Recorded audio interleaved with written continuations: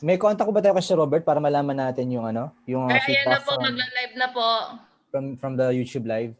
Yes sir, nandito po ako. Okay, salamat po sir. Naka-open po yung Zoom at yung YouTube ko. Okay, thank you po sir.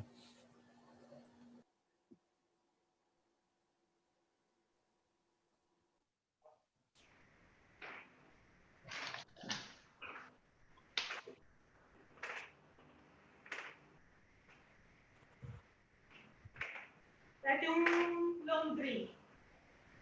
Andito pa.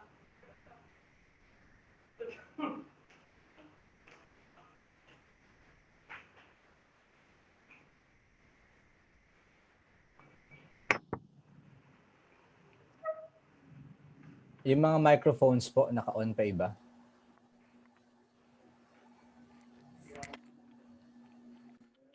Ano ba yun?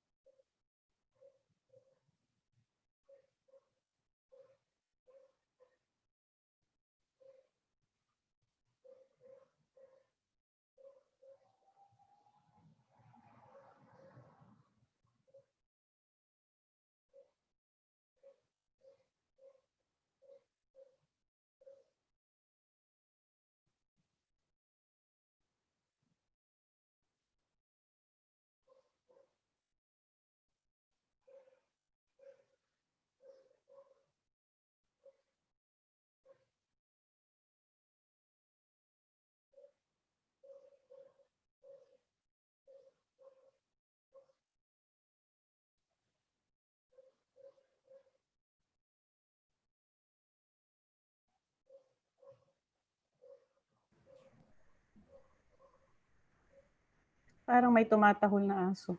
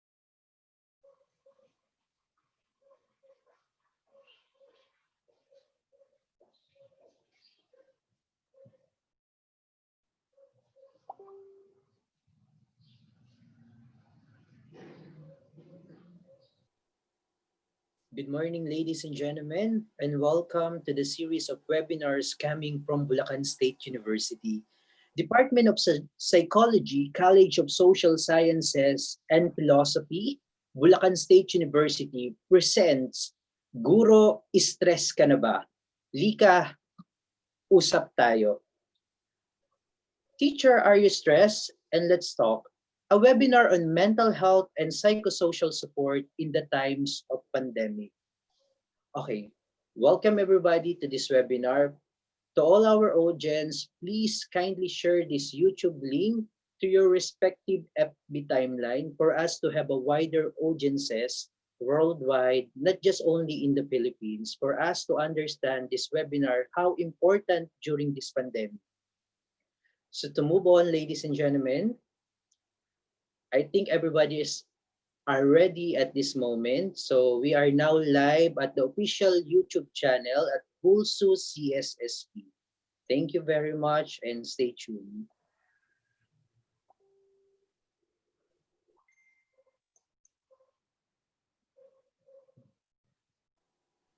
The CSSP Psychology Department, a Center for Psychological Wellness, Bulacan State University, promoting a telecounseling, a mental health and coping during this COVID-19. Of course, we have a psychological first aid provider, a registered guidance counselor. Of course, she is our speaker, Dr. Agnes Bernardo.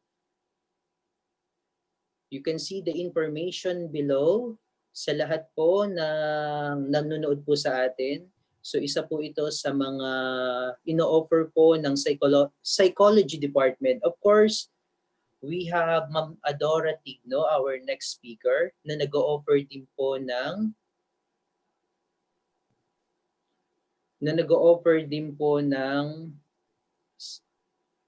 telecounseling.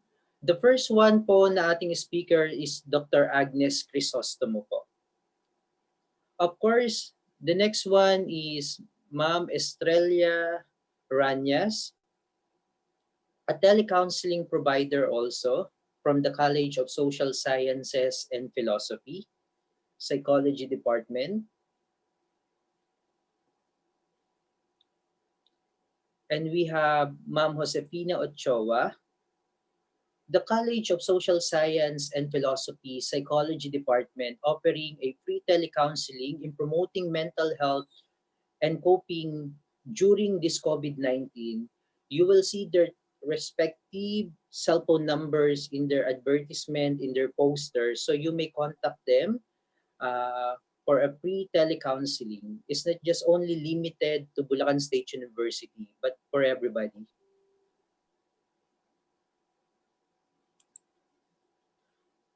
And reminders to all participants who will accomplish the online evaluation form after this webinar shall receive a certificate of participation.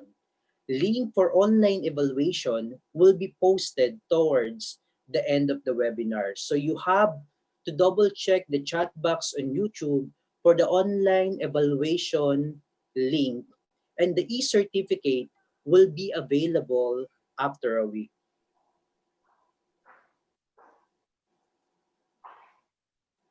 And reminders again, for the questions and answer, questions will be entertained at the end of the session. You may type your question into the chat box.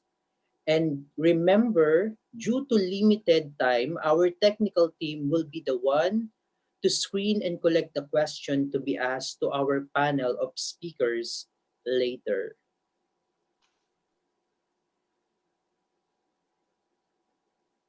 To all our audiences, we are now live and this webinar is recorded and will be available in the Bulsu CSSP YouTube account.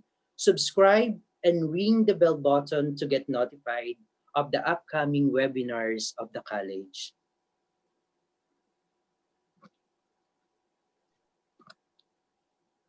Inaanyayahan po natin ang lahat. A blessed morning to everyone. May I request everybody in their respected location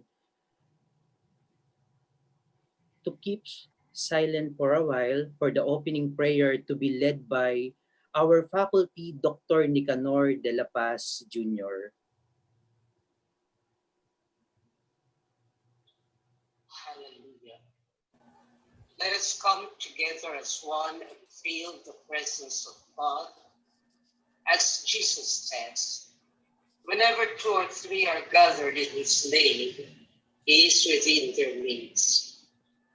With faith in our hearts, let us approach the throne of God's love, grace, and mercy, and with all humility, that in our brokenness, God heals and makes us whole. Let us acknowledge our sinfulness, admitting all our transgressions and iniquities, but believing and claiming that all our sins have been blotted out and forgiven by the blood that was shed in Calvary. Let us lift up to God the entire Bulsu community, especially during these trying times. The President, her academic council, all the professors, instructors, teachers, students, and non-teaching personnel, that wisdom and compassion and justice prevail in all our struggles to provide our clientele a relevant and holistic education. Let us acknowledge the tireless effort of the psychology department, its 2 experts, Dr. Agnes Crisostomo and Associate Professor Maria Adora Tigno, in bringing to us this lecture discussion on a universal topic that affects all of us in this moment of crisis. May God continue to bless them with wisdom, boldness of hearts, so they enlighten us on how to cope with life's uncertainties. May they be witnesses in the vineyard of God. We pray, Lord, that we, the participants, be granted with a listening heart and mind. May we leave behind all our baggages and focus our attention on things that are lofty and noble. We give back to you, O Father, all glory and praise and thanksgiving in the mighty name of Jesus, our Lord and Savior. Amen.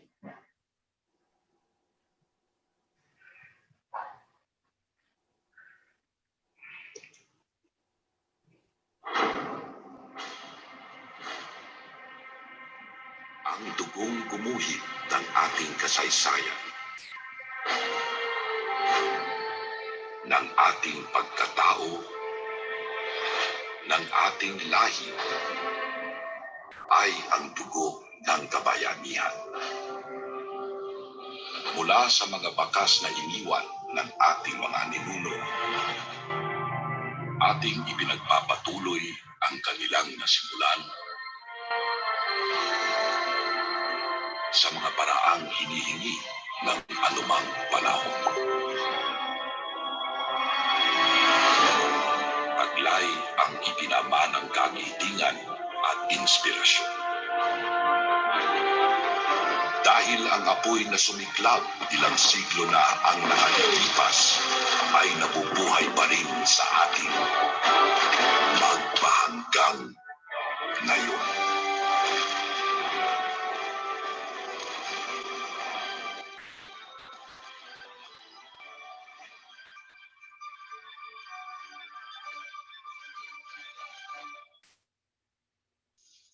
Mga kababayan, ang pambansang awit ng Pilipinas.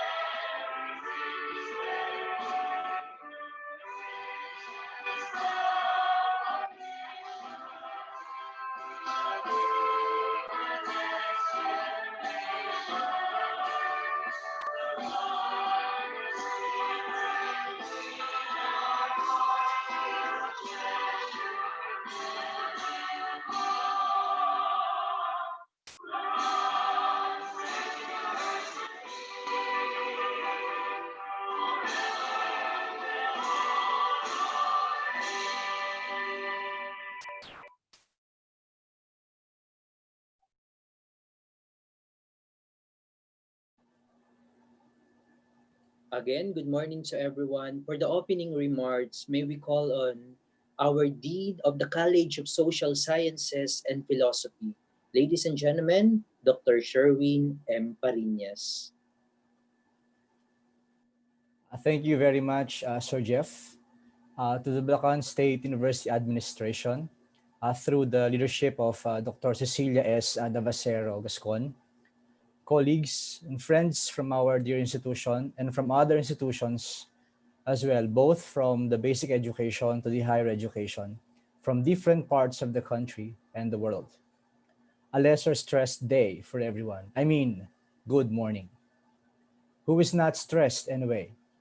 All of us are, and all of us do.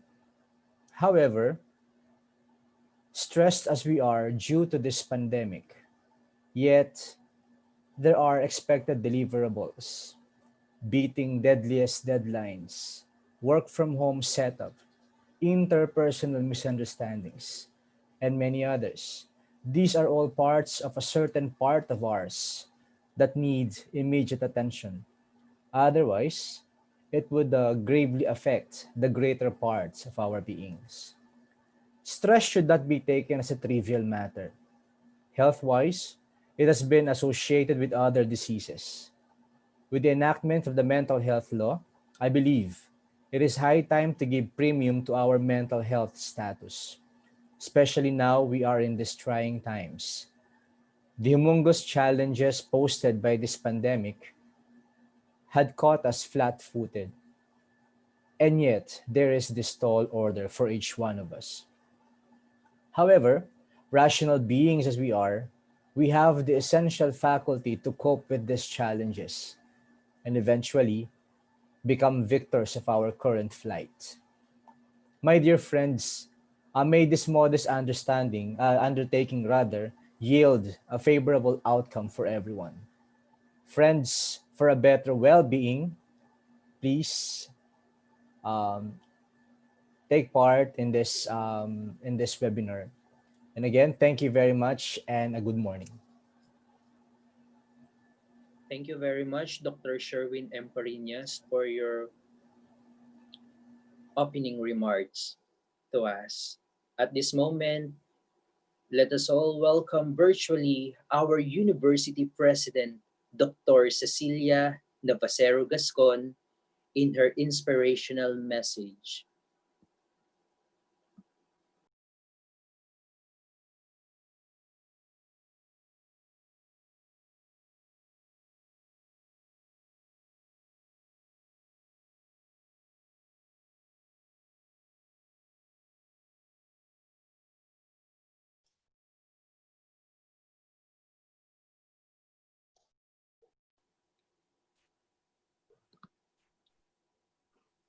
Okay, good morning to everyone. At this moment, there are some technical difficulties.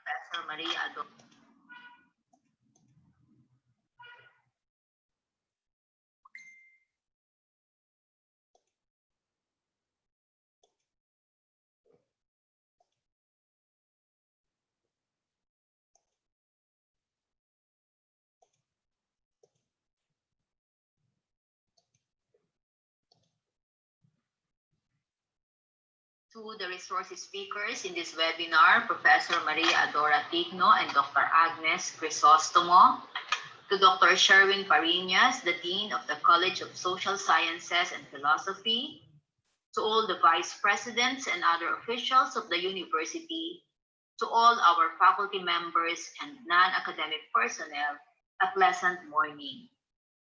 For almost 5 months now, we have been subdued by the community quarantine brought about by the COVID-19 pandemic. While it is for our own safety, isolation, being stuck in one place for a long time, and unexpected major changes in our lifestyle may have taken a toll in the mental health of some of us. According to Dr. Carolina Uno Reyco, National Executive Director of the Philippine Mental Health Association, 1 in 5 people are affected by mental disorders such as anxiety and depression. She added that Resiliency in the normal stresses of life is a characteristic of mental well-being. Teachers are also identified as at risk of mental health problems, especially in this new normal, with all the preparation for the new academic year.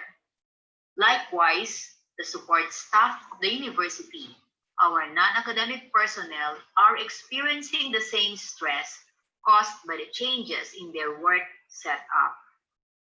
As we are all occupied taking precautionary measures to keep ourselves and our loved ones safe from the virus, we as teachers have also urgent take to adjust abruptly to the challenges of the educational landscape during this pandemic.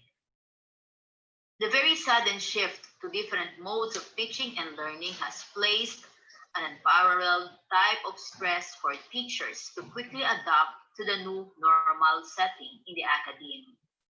This is the reason why we should not also forget to take care of our mental health.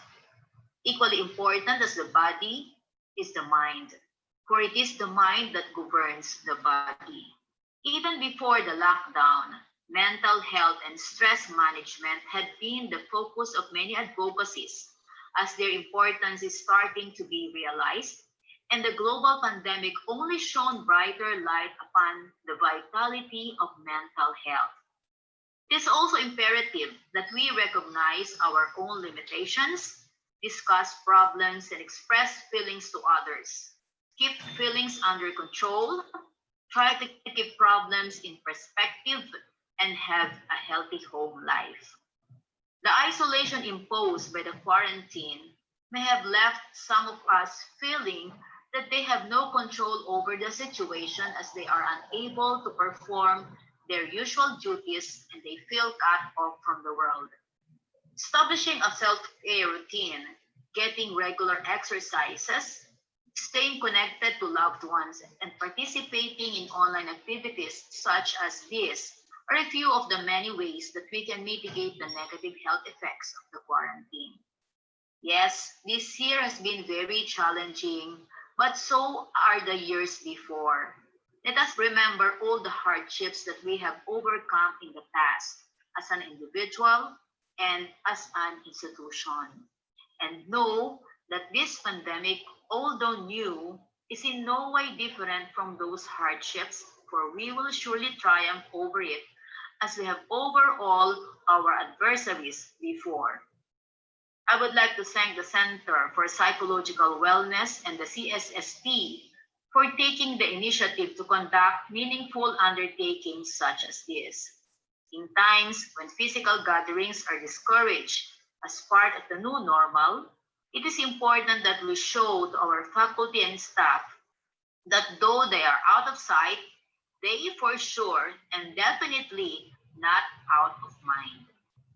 As I conclude this message, I leave with you two Bible verses which serve as my inspiration as I face the challenge of this pandemic. It is found in Matthew 6:34, and I quote, "Therefore, do not be anxious about tomorrow, for tomorrow will be anxious for itself. Sufficient for the day is its own trouble." And in Isaiah 41:10, and I quote, "Fear not, for I am with you. Be not dismayed, for I am your God. I will strengthen you, I will help you, I will uphold you with my righteous hand."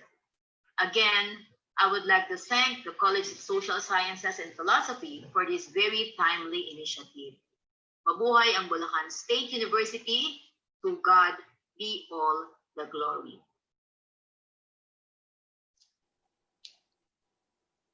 Thank you very much, Dr. Cecilia Navasero Gascon, our university president, for her timely and relevant inspirational message for all of us. At this moment, without further ado, our first speaker this morning is a Professor 5 in Psychology at the Bulacan State University. She has finished bachelor's, master's, and PhD degree in psychology at the University of the Philippines, a registered guidance counselor, and a registered psychologist. And currently, she is the head of psychology department at Bulacan State University and the officer in charge of the CSSP Center for Psychological Wellness.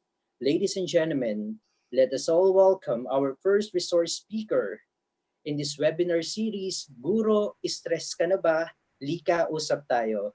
Dr. Agnes Crisostomo.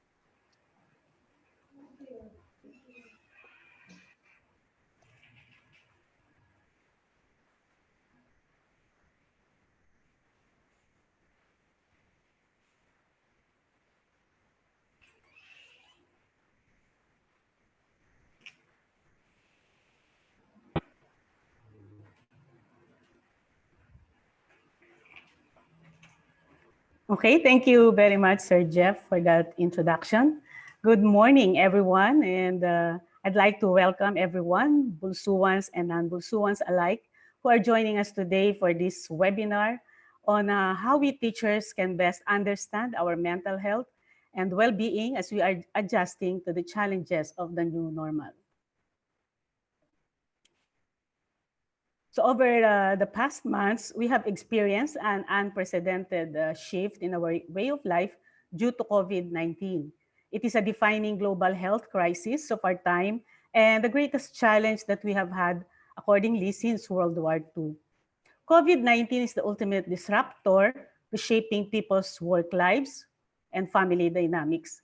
And no one knows how long it will last. Just like last night, we were surprised and when we heard the news that there are about 6,000 positive cases in just one day.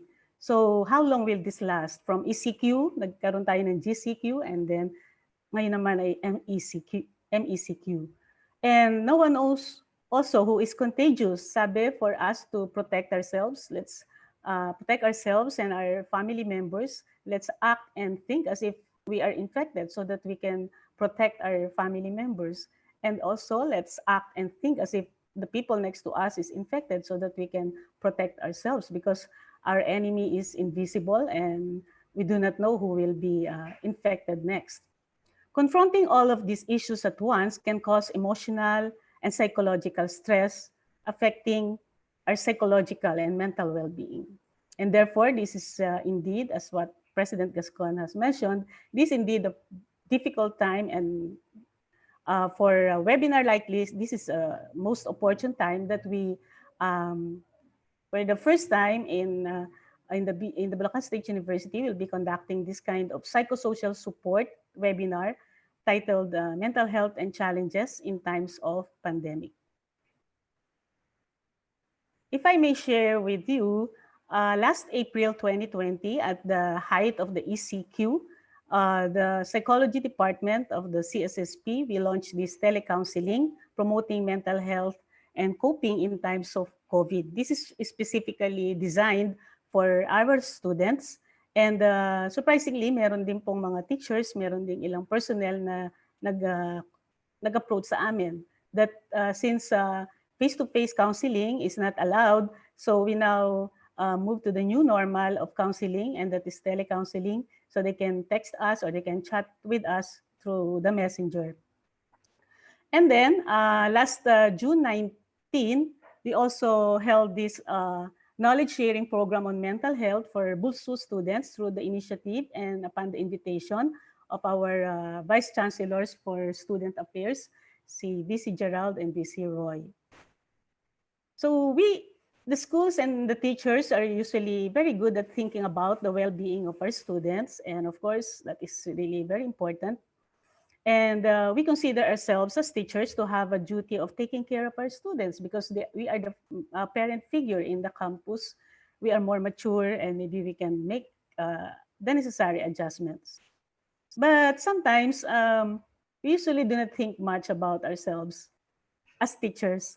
Naalala ko at the height of the ECQs din po, maraming mga instructions sa atin na lagi natin kukumustahin ang ating mga estudyante. Tama naman po. And we should always be considerate to them. Tama din po. And be kind and be compassionate. But maybe it's about time that we also take a look into the teacher's own mental health and well-being.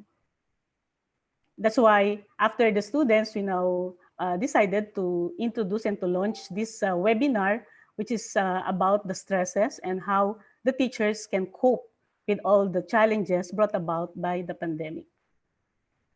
Because just like our students, we teachers are also taken out of our comfort zones. Just like our students, we teachers are trying to adjust.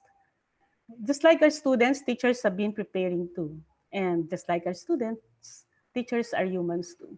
And we teachers are students ourselves this time because ang dami po nating dapat aralin at matutuhan. So now more than ever, we have to look into our own mental health and well-being. And I imagine the analogy of the oxygen mask that when we board the airplane, meron silang instruction during emergency times, you can tug the oxygen mask and before you put it on the child beside you, put it on yourself first. So maaaring isipin natin that is it being selfish? Bakit uunahin ko ang sarili ko? But we know that it's not being selfish because you just want, it's not because that you want to be safe first, but it's only because we want to be more effective in keeping others safe. Just like in the academe, we cannot pour what we do not have. We cannot give what we do not have to our students.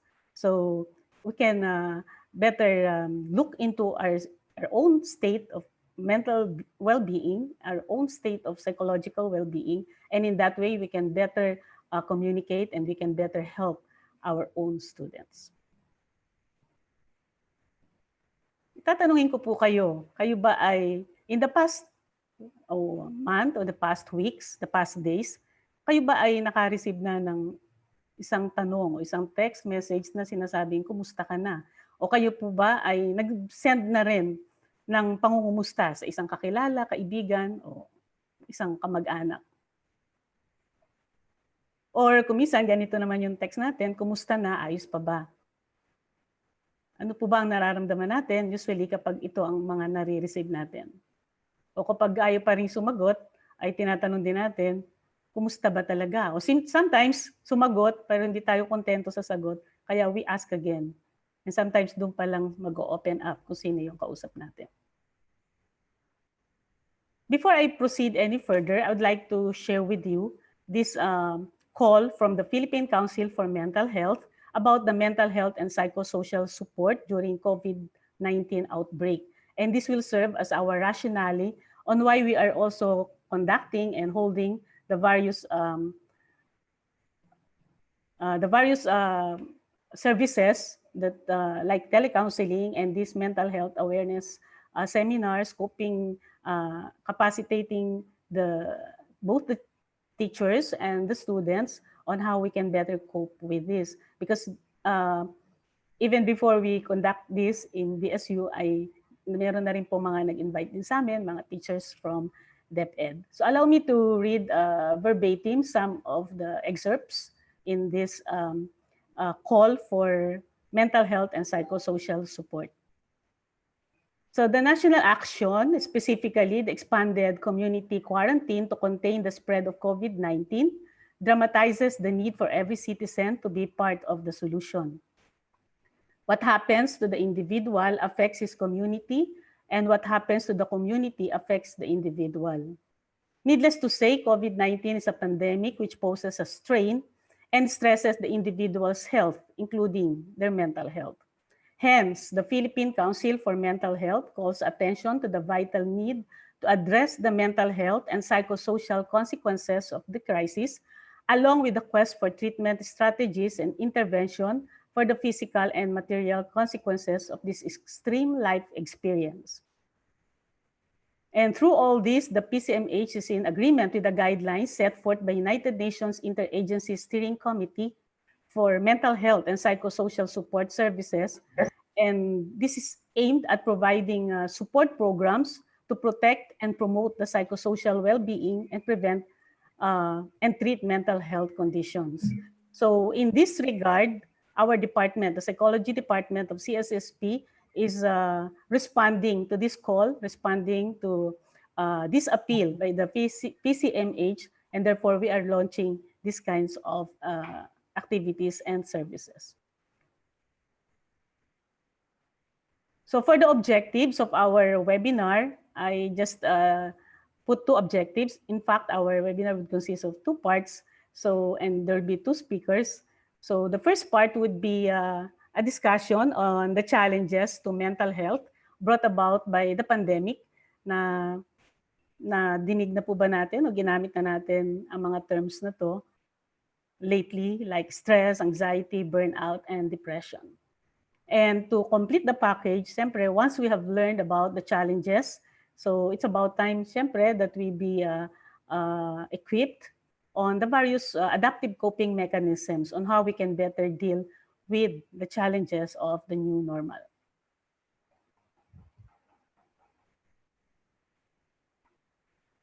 Whenever I give a stress management seminar, lagi ko pong tinatanong sa sa audience, sa participants, kailan mo huling sinabi ang salitang stress?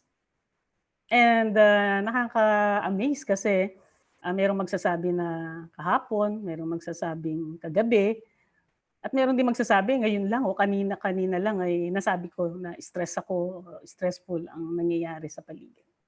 So stress isn't new to teachers, but what we are experiencing now makes the typical stress even more extreme and challenging. For two reasons. Why? Because the first is mostly personal, including the general fear that we or someone in the family would contract COVID-19. Laging nandun sa ating isip po yun. And the second pertains to our stress around managing, at the same time, we're managing our own and our own family's needs, but while simultaneously working full-time from home and adapting to many other things like adapting to new technologies for teaching, etc., modules, deadlines, etc. So I have here, in my slide, I have here an illustration of the three waves of the crisis. Nadidinig po natin kung minsan na ito, second wave, may second wave ba? Or may third wave pa ba ang COVID? But the waves here are discussed based on the type of crisis that we experience. So in March, the first wave is the physical health crisis. So in March of 2020, the World Health Organization declared COVID as a pandemic. And we see it as a medical phenomenon. The virus spreads from person to person among those in close contact, about 6 feet or 2 meters. And this spreads by respiratory droplets released when someone infected coughs or sneezes or talks. But the government, in their effort to stop the spread of the virus, therefore, implemented or enforced the different health protocols, and therefore, para hindi tayo magkahawahan, wala mo ng school, stop mo ng school. So even some businesses close, economic activity freezes, no work, no pay for some. And therefore, from physical health crisis, nagkaroon tayo ng wave 2, economic crisis. So those who are considered breadwinners na wala ng trabaho, and those who are in daily wage earners, like the jeepney drivers o yung mga nasa malls o mga clerks or sales clerks na walan sila ng mga trabaho. And therefore, while we're thinking about our safety and the safety of our family from the COVID virus, at the same time, we're thinking about the food that we're going to put at the table. So there was a time may mga ayuda ang gobyerno, but sometimes the ayuda is not enough at nagkaroon pa ng maraming issues din and conflicts sa mga ayuda na natatanggap natin. Those families who have members who are OFWs, they are now returning home because of the uncertainty of and economic hardship in all parts of the world. So makikita natin from COVID being a physical health crisis, ay nag-move siya into economic crisis. And now, the third wave is the mental health crisis. Now, COVID is more than just a medical phenomenon. It becomes a mental health pandemic. So brewing over us is a mental health pandemic caused by the first two. And from the original headlines and news stories, in the newspapers or in the internet. Ngayon, nagkaroon po ng ibang mga trend na ang mga headlines like this, that the United Nations warns of pandemic's mental health costs. Or this one, in India, the WHO asks Southeast Asia region countries amid COVID-19, pay attention to mental health and suicide prevention. And then this one is from UK. So coronavirus lockdown could lead to layered mental health issues. And from our very own Manila Standard, mental health problems no laughing matter even for happy and resilient Filipinos. And this one in Inquirer, educators confront mental health problems amid pandemic. Just as people have gotten used to wearing a mask and washing their hands to protect their physical health and to protect those around them, it is important for people to also take simple but important steps to take care of our mental well-being. Taking care of your mental health isn't just important for your own well-being, but it also ensures that you can be there to support a loved one, a family member who may be struggling. So if you are feeling overwhelmed or uncertain or hopeless, no matter how small or trivial you think your problems are, we want you to know that what you are feeling is valid and that you are not alone. So we are not suggesting that you immediately go to a mental health professional. However, everyone should take the time to reflect, acknowledge and identify perhaps the stressors, and identify ways to take care of our mental health. And this is basically the essence of this webinar. Indeed, there is no mask for mental health. This campaign, There's No Mask for Mental Health, was originated in UK when the Laura Hyde Foundation releases this campaign to warn of the looming crisis on the front line of the fight against COVID-19. That our frontliners, the doctors, the nurses, the paramedics, and other emergency service workers, alam natin they're looking for masks and protective equipments and face shields because they want to be safe from the virus. They want to be safe from the COVID. But there's no mask for mental health because we know that while they fear for their life, while they are anxious about this virus, they're also something is happening, and that's about their mental health because they're experiencing stress, anxiety, and yung tinatawag po nating post-traumatic stress disorder.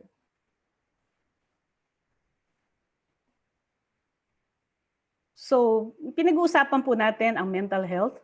Actually, this has been a topic since pre-COVID. The Department of Psychology, this is our advocacy to promote mental health awareness. That's why we have been conducting seminars on this with our audience, mga teachers po, students, even sa mga religious, sa mga churches, na i-invite din po kami. Because pre-COVID, ay ito na po yung ating concern. So ano yung definition of mental health? Ano ba yung mental health? Mental health is defined as a state of well-being in which every individual realizes his or her own potential. That's first. Second, you can cope with the normal stresses of life. Third, you can work productively and fruitfully. And fourth, you're able to make contribution to your community. Now, everyone moves up and down the continuum on varying degrees. So, meron po tayo dito from positive mental health to mental illness. Wala namang totaling perfect 100% na mentally healthy kasi nga nasa continuum tayo, and sometimes we vary, depending on the experiences that we have, di ba? Meron tayong tinatawag na mga bad day. So, meron tayong mga feeling blue experiences. All of us experience those things because, of course, life happens in front of us. So we all have mental health, and some of us have mental health problems, and we know that coping is also dependent on on case-to-case basis. There are some people who are more resilient than others, and therefore, sila yung merong mas geared sila dito sa positive mental health. Sabi nga ng isang psychologist na pinag-aaralan namin sa Theories of Personality, si Karen Horney, lahat tayo ay may neurosis. Iba-ibang level lang. Merong mild lang, merong moderate, at merong severe neurosis. Okay? So what we need to do is that we have to manage it. So kamukha ng binanggit ni President Gascon kanina, so 1 in 5 people sa ating pong statistics, 1 in 5 people experience a mental health condition. So kung tayo po ay 200, actually 800 na yata kanina ang ating registrants. So ilan po yun? 8 times 5. Okay, so 1 in 5 people are having this mental health condition. And while the negative impact of COVID-19 on mental health has been acknowledged, na po natin sa media, even in literature, in scholarly literature, but this pandemic now, parang it presents an opportunity again to normalize the conversations about mental health. Parang na lumalabas ulit siya, nabibring up ulit siya, it's because there's a need, because of the threat nga po ng mental health pandemic due to this COVID-19. So 1 in 5 people experience a mental health condition. Ibig sabihin, yung pong isa na yon, maaring sa yung nag-seek ng mental health. And how about the other 4? Kumisan, merong mga kailangan din naman nila but something is preventing them from talking about it or opening up. It's because meron nga po tayong tinatawag na stigma. Okay? So COVID-19 has an incubation period. Alam po natin, na-quarantine tayo for 14 days dahil doon na-incubate yung virus. But so can mental health problems. Na-incubate din yun. If people don't take the time to discuss their concerns with friends and family or seek treatment or inadequate mental well-being could escalate into mental health disorder. At yun po yung ayaw nating mangyari.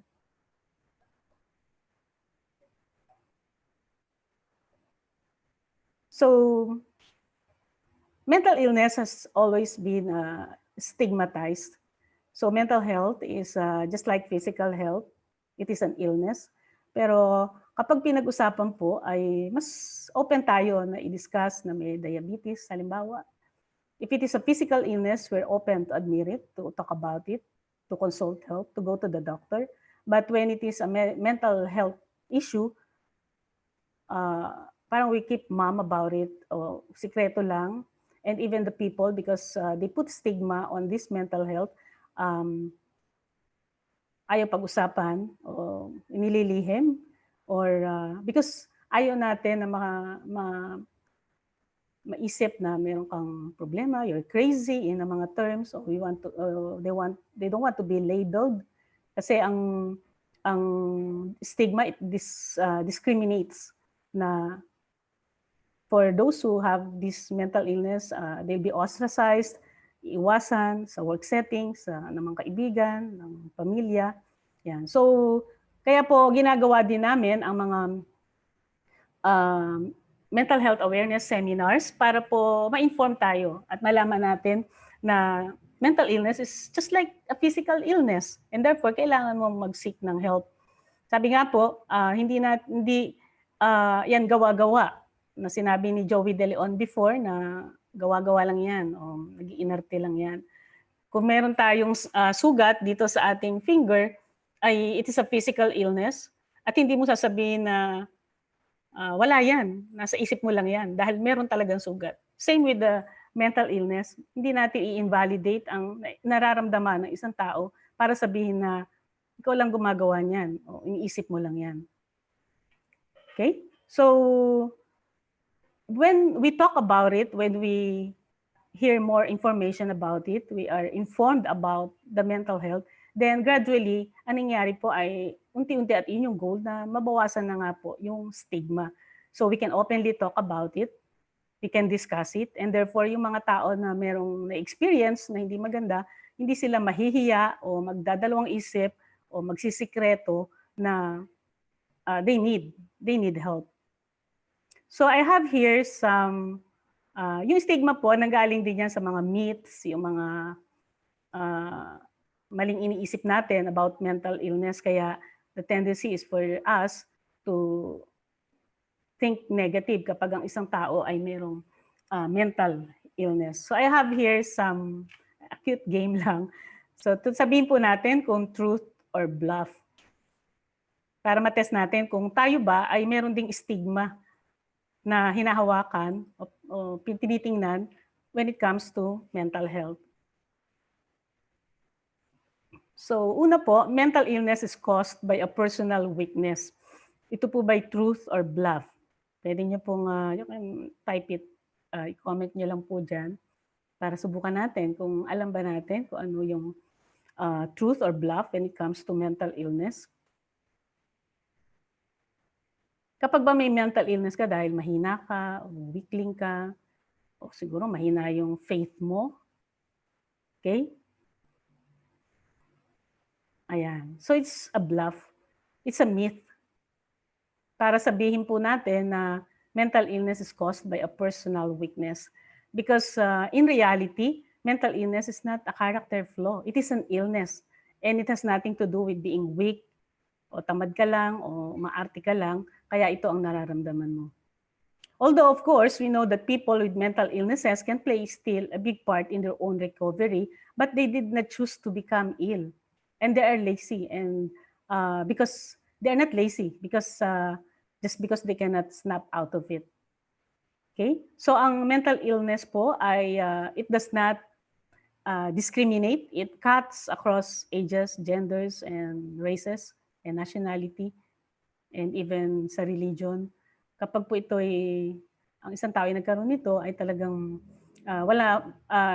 each one can have a mental illness, especially kung nandun po yung mga factors na pwedeng mag-contribute towards developing the mental illness. Pwede pong pastor, pwedeng psychologist mismo ay magkaroon din po nito. Next, seeking appropriate help is a sign of strength, not weakness, truth or bluff.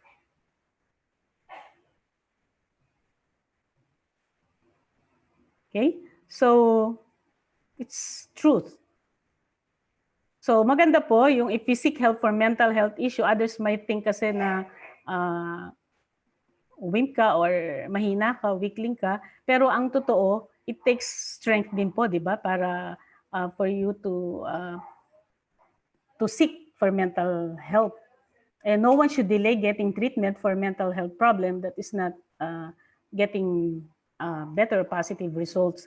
Kaya po sa aming mga nagiging counselists, doon sa aming telecounseling, sabi ko doon sa mga bata, and surprisingly, ang dami rin po na talaga ng mga bata na nagko-consult na maganda yon yung na-acknowledge nila na something is wrong, parang hindi ko na po alam kung ano yung nangyayari sa akin, or parang hindi ko po ma-explain bakit ganito na yung nararamdaman ko, or sometimes they would say na parang gusto ko pong may magpaliwanag kung bakit ganito. So sabi ko sa kanila, the moment na nag-reach out sila, that is parang one step ahead na sila kasi na-recognize nila that they need help.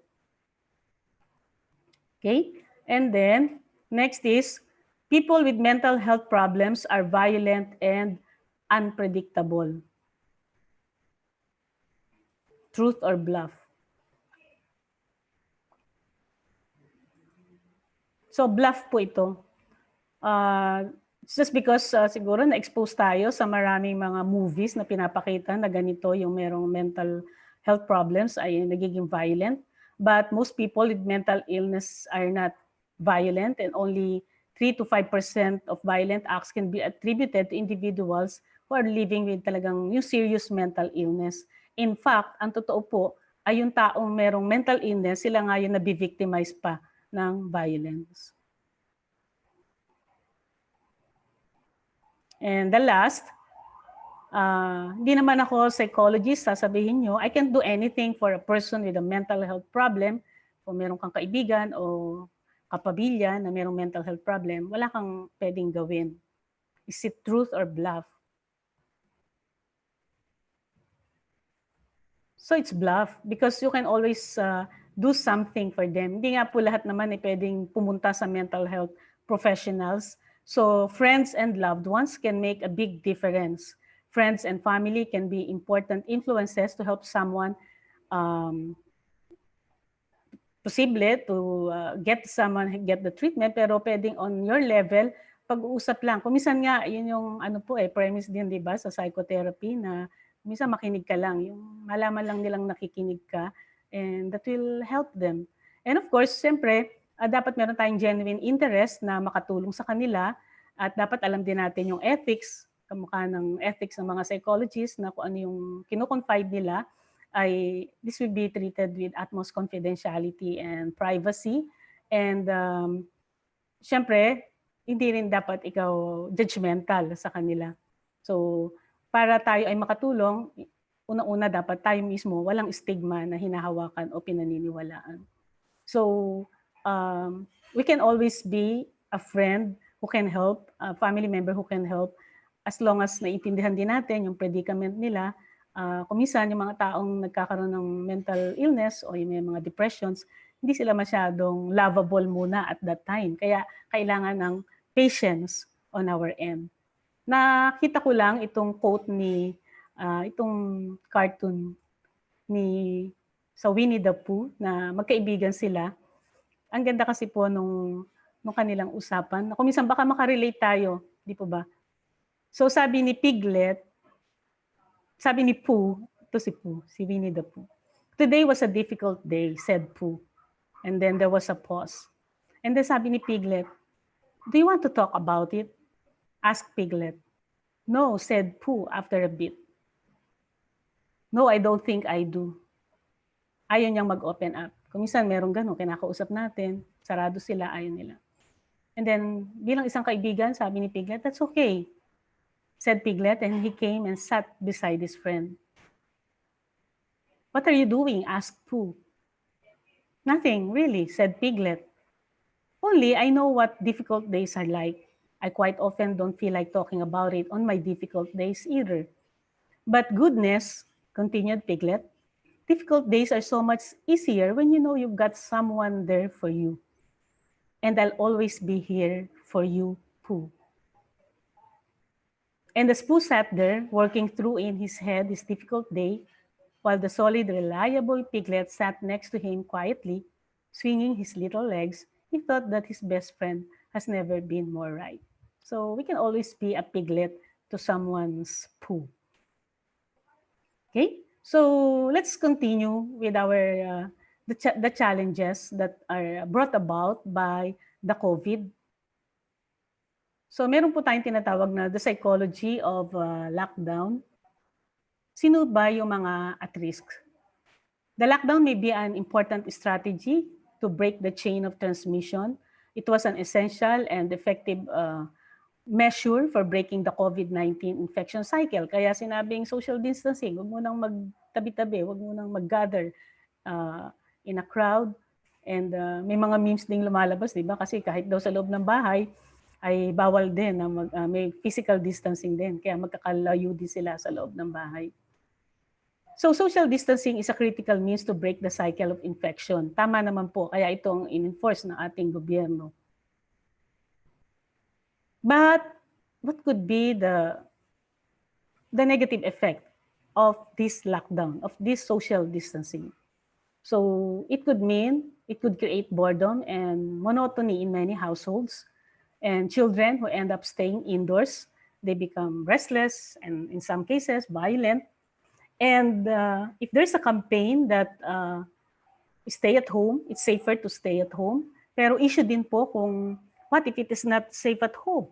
So yung mga cases ng domestic abuse na karoon ng pagkakataon na yung victim at yung abuser ay nalock dahil they have to be home quarantine. So nalock sila 24/7 At meron din pong ilan na mga nagiging counseling kami na ito yung nagiging problema, parang nagkaroon ng subukan ng mga ugali din at hindi sila sanay na magkakasama ang mga members of the family. And then for domestic abuse, it could be verbal abuse, physical, sexual abuse. And the problem is, where do they run to? Dahil sarado the world is closed, so to speak. So the lockdown required an immense physical and psychological adaptation to this very different lifestyle. And of course, combined with major social isolation, meron pong mga tao na hindi talaga kaya ang ma-socially isolate. Sino yung mga at risk? Una, ang mga bata, ang mga malilit na bata na tanong ng tanong. Di po ba? Kailangan explain natin mabuti sa kanila kung ano ang nangyayari. Straightforward, although in the language that they can understand, dahil hindi sila nag-aaral, tinatanong nila why this and that happens. Of course, at risk din po ang ating mga elderly, mga senior citizens, ang mga lolo at lola, dahil binagbawal din na dalawin sila. So therefore, na-homesick sila, nanimiss nila ang mga anak. And of course, at their age, sila din yung may mga na-experience ng mga physical symptoms, may mga sakit-sakit, pero ito yung nangyari, lockdown, walang masyadong bumibisita sa kanilang mga anak or apo. Of course, at risk din yung those people who already have, yung sinabi po natin kanina, 1 in every 5 people are afflicted with mental health condition, sila din yung at risk na magkaroon lalo because it could be a trigger kung ano tong mga nararamdaman. They feel isolated, they feel lonely, they feel alone. Pwedeng mag-trigger pa lalo doon sa kanilang mental health condition.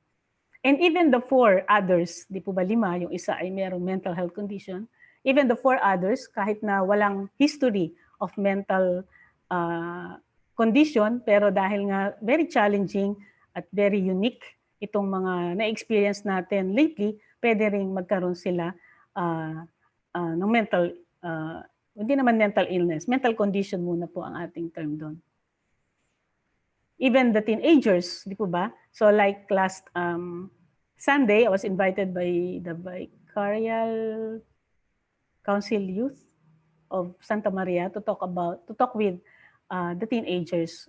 So itong usapang pandemya, usapang mental health sa panahon ng pandemya para sa mga teenagers. So sila din yung medyo naapektuhan dahil teenagers as they are, yung energy nila, di ba? Talagang dapat ay ilabas, pero all of a sudden, they are trapped in the 4 walls of their homes at yung energy na yun ay hindi nila magamit, hindi nila ma-consume.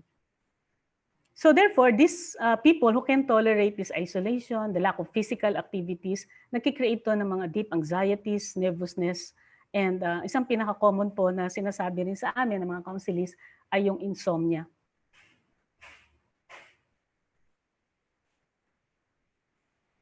Okay? So, uncertainty is all around us. Lagi namang merong tayo nararamdamang uncertainty sa buhay because sabi ko nga, life happens, di ba? Hindi natin alam what will happen each day sa ating buhay. But the current COVID-19 pandemic has heightened uncertainty over a lot of things like economies, employment, finances, relationships, and of course, both even the physical and mental health. Yet, as human beings, we crave security. So, we want to feel safe and have a sense of control over our lives and well-being. So, fear and uncertainty can leave us feeling stressed, anxious, and powerless over the direction of life. Di po ba, yung the first few months talaga na naka-lockdown, parang lahat tayo nagtatanungan sa mga GC natin, sa mga groups ng faculty din, ano kaya? Ano naman ang susunod na sitwasyon natin from ECQ? Ano kaya? Papasok ba? Ano ba? But walang makasagot, di ba? Because hindi natin, no one knows talaga po kung ano yung what will happen next. And therefore, yung uncertainty talagang feel natin. So this can drain us emotionally and trap us into that downward spiral of endless what ifs and mga worst case scenarios na pwede nating maisip. Kaya nandiyan talaga we experience panic and paranoia and panic buying and panic lang, walang buying. Ayun po, lahat na yan. And because of this lockdown, more and more of us are making huge changes to our daily routines. We humans thrive on predictability and routine. Gusto natin merong sinusunod tayong sistema, di ba? May schedule. Kaya tinitingnan natin lagi, may planner tayo, may organizer tayo. Naalala ko yung mga students ko sa psych, laging meron silang calendar at the back of their IDs. Parang, not calendar, kundi yung schedule ng klase nila. So parang, pag tinanong mo sila, okay ba kayo? Pwede dito sa schedule na to? Immediately, they would check. Na parang they find security na ito po. At tinitingnan nila lagi yon on a day-to-day basis. Ito yung oras ng klase natin. May break tayo. So ito naman yung lunch break natin. Ito naman yung next subject natin. So when we have that schedule, parang we are more comfortable. We feel more secure because we know what will happen next. Parang we can predict what will happen next. But the disruption of caused by the pandemic break that routine, which reduces the stability and focus normally found in our daily patterns. So it's scary to let go, di ba? Bigla na lang yung mga in-schedule natin, yung nakaplano na, nakakalendar na, mga biyahe, weddings were canceled, debuts were canceled, even yung mga graduation ay hindi na rin nag-materialize. So these are all stressful, di ba? Para isipin natin. And of course, yung the losing of social connections.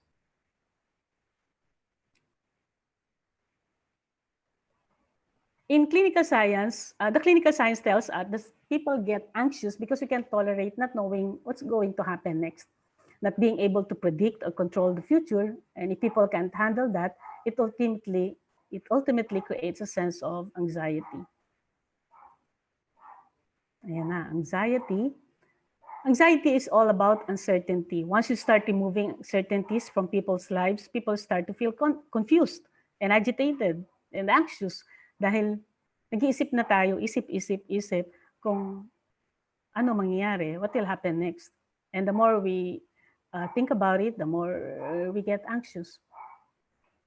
So this uncertainty would later result to loneliness, depression, insomnia, and sometimes, wag naman, so some people resort to harmful use of alcohol and drugs, and some do self-harm and even suicidal behaviors. Anxiety per se is normal. Normal naman po yun, di ba? Dahil natural lang na tayo ay nakaka-experience ng anxiety. It is a normal reaction to an abnormal situation. And kailangan natin na magkaroon ng anxiety, especially kung threatening yung sitwasyon, for us to, because it alerts our system para makadepensa tayo. The fight or flight, di ba? So either lumaban tayo doon sa kung ano yung threat na lang dyan, or tumakbo tayo, but in the same way, na-protect natin, na-defend natin yung sarili natin. So lahat tayo nakaka-experience ng anxiety, but we may experience, some people experience more anxiety than others. And if this anxiety becomes persistent, talagang merong ganon. Yun po yung mga nangyari sa mga counselees, persistent, nagiging uncontrollable and overwhelming. So medyo ano na po yun, red flag na yun. The COVID-19 pandemic has also readjusted many of our priorities. Many are putting their jobs, career, studies, and other personal interests aside for the interest of the common good. Meron nga pong nagsabi na senator na paano nang mayroon ka nga mga signature bags and signature shoes. Paano na ngayon? Di mo naman sila masusuot. But something else had occurred because of this pandemic. It has introduced many of us to an idea of what a real existential threat is. So nakita natin that there's an imminent threat to human life. Di po ba? Na parang each day na mabuhay tayo, ay talagang ipagpapasalamat mo na because you'll never know if tomorrow would ever come. So we've learned that we must face the inevitability of death. Na andyan din lang pala siya. That everything really is temporary. Kaya yung iba nagbibiruan, sayang pala, dapat nag-asawa na ako or what, o nag-boyfriend na ako. So ito yung mga nagbibigay din sa atin ng anxiety. So according to the World Health Organization, the isolation, the fear, The uncertainty, the economic turmoil, they all cause or could cause psychological distress.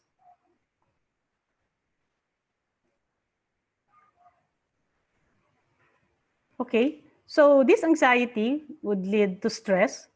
Actually, ano po ito eh, pwedeng it's a loop, it's cyclical. Pwedeng anxiety would result to stress or stress would result to anxiety, whichever comes first. But basically, halos pareho din yung magiging mga symptoms.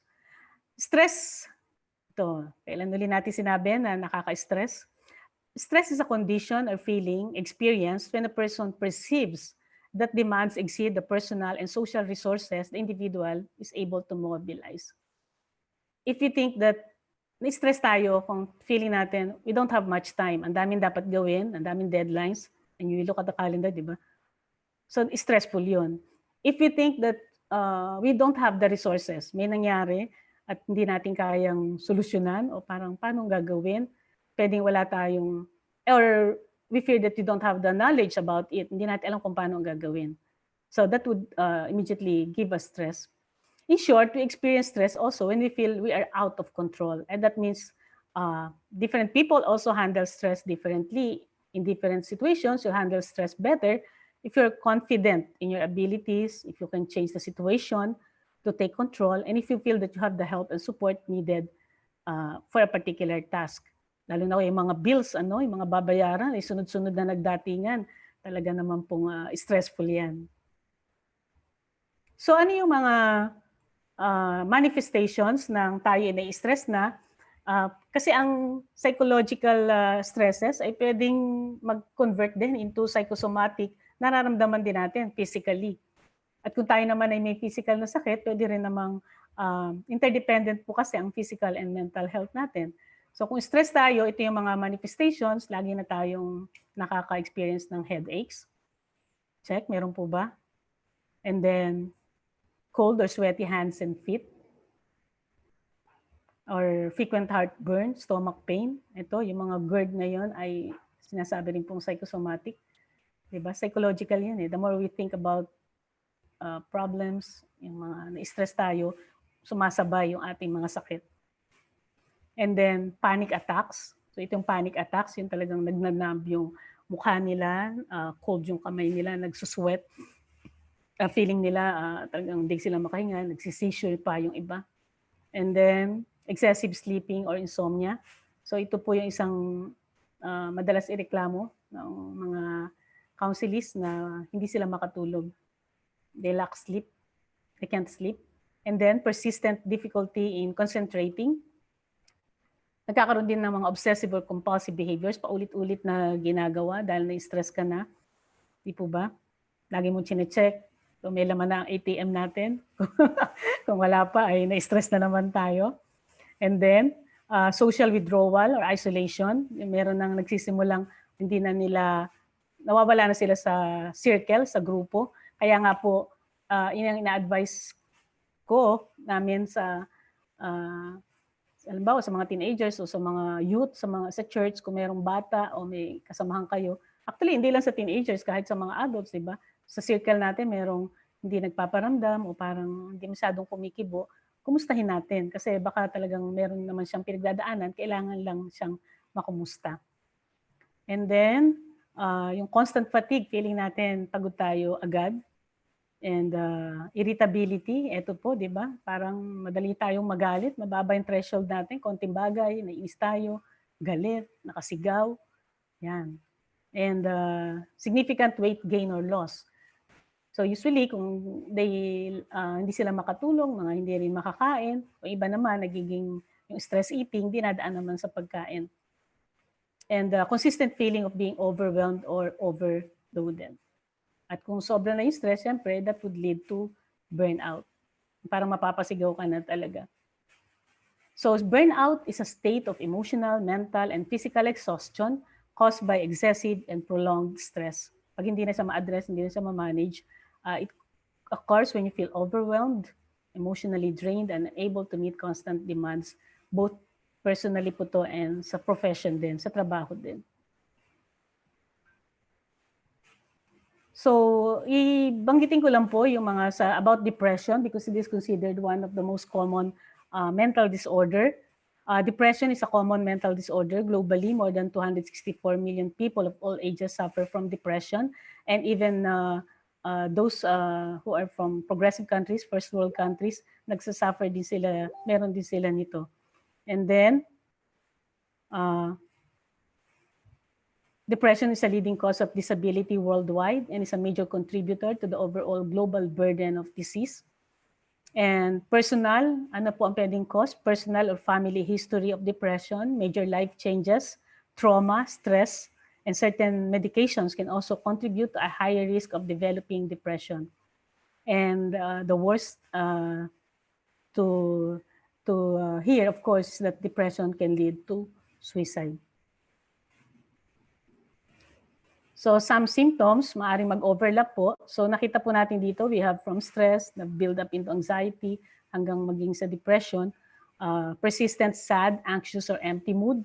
Iba po yung malungkot lang tayo, iba yung merong depression. Kaya kuminsan nagagamit nga yung word na depression, nagiging parang buzzword na lang. You hear kids, even high schoolers would say, I have this crippling depression. Pero alam ba nila kung ano ba talaga yung depression? Kaya meron po tayong gustong parang kinakategorize natin. Is it really clinical depression? O baka naman ang mga kabataan ay pag nalungkot lang ay sinasabi na nilang depressed sila.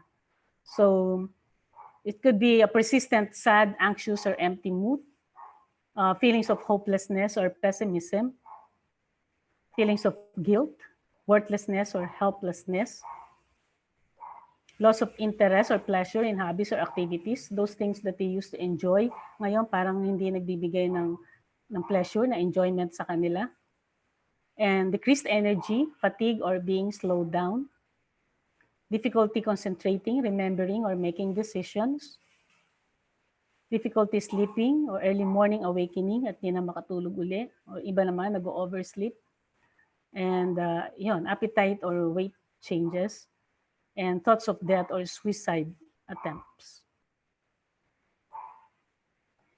And now, after I have discussed all the challenges to our mental health, I hope hindi po kayo na-stress. Are we now physically, emotionally, mentally ready for the new normal? So siguro, mas maganda after we hear about these threats to our mental health, yung susunod na part po kasi ay about how we can cope better, di ba? Okay, so as I end, I leave you this thought on no one has to struggle in silence. So tayo po, let's all learn to listen and say help if you need it. And better yet, we try checking in on a friend or a loved one today. And let's not be afraid to ask help for mental health. Take care of yourself, and thank you very much.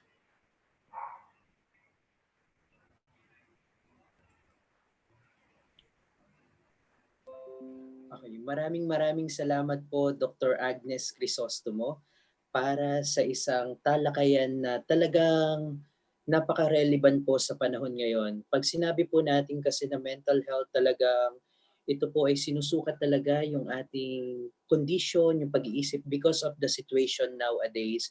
So lalo na sa ating mga guro or professionals, the domestic work and of course the professional life is totally integrate into something na naka-quarantine tayo. So Dr. Agnes Crisostomo explained to us a relevant topic about mental health, the psychological assessments overall during this pandemic. I hope you have learned a lot from Dr. Agnes Crisostomo. Thank you very much, Dr. Agnes. Okay po, our next resource speaker in this webinar series, she is a campus director for student welfare and development, and also the concurrent head of the career development and student internship services office of the Bulacan State University main campus. She is a registered guidance counselor and a former member of the board of directors, Integrated Professional Counselors Association of the Philippines. And she is our faculty member in the Psychology Department, College of Social Sciences and Philosophy. Ladies and gentlemen, our resource speaker for the next topic, Ms. Maria Adora Tigno, a registered guidance counselor. Let's give her a virtual round of applause. Okay, thank you, Jeff.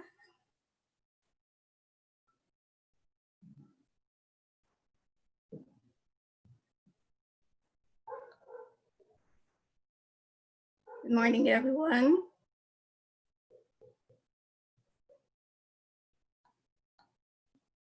Okay.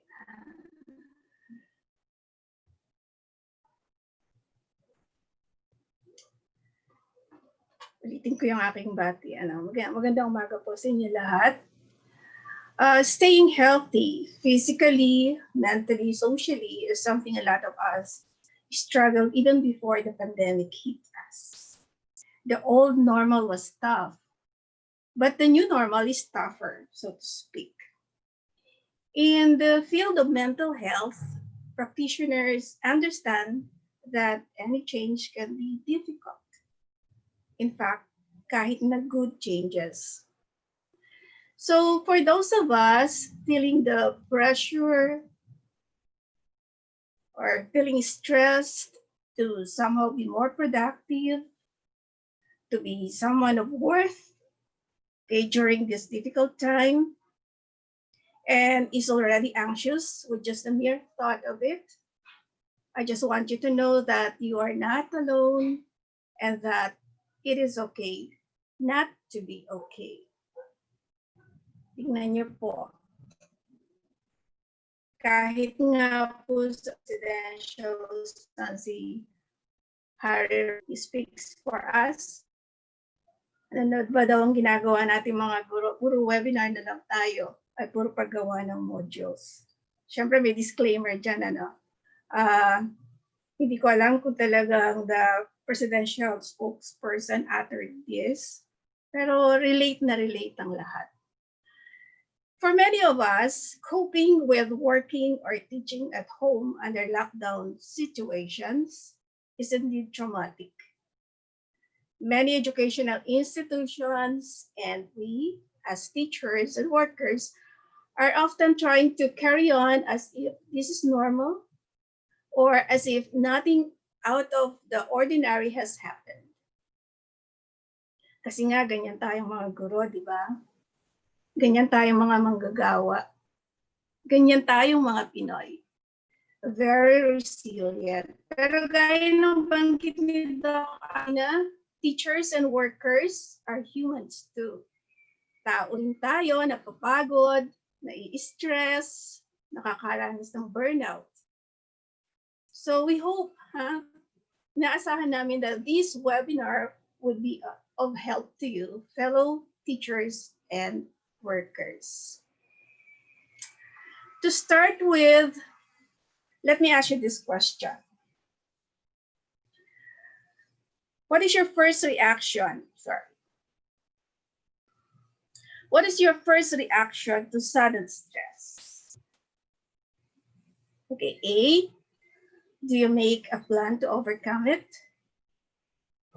B, do you talk it out with your friends? C, do you avoid confronting the situation? And D, do you hide your fear by resorting to comfort food or sometimes even other substances? Sige nga po, try natin na pumili ng options. A, B, C, or D.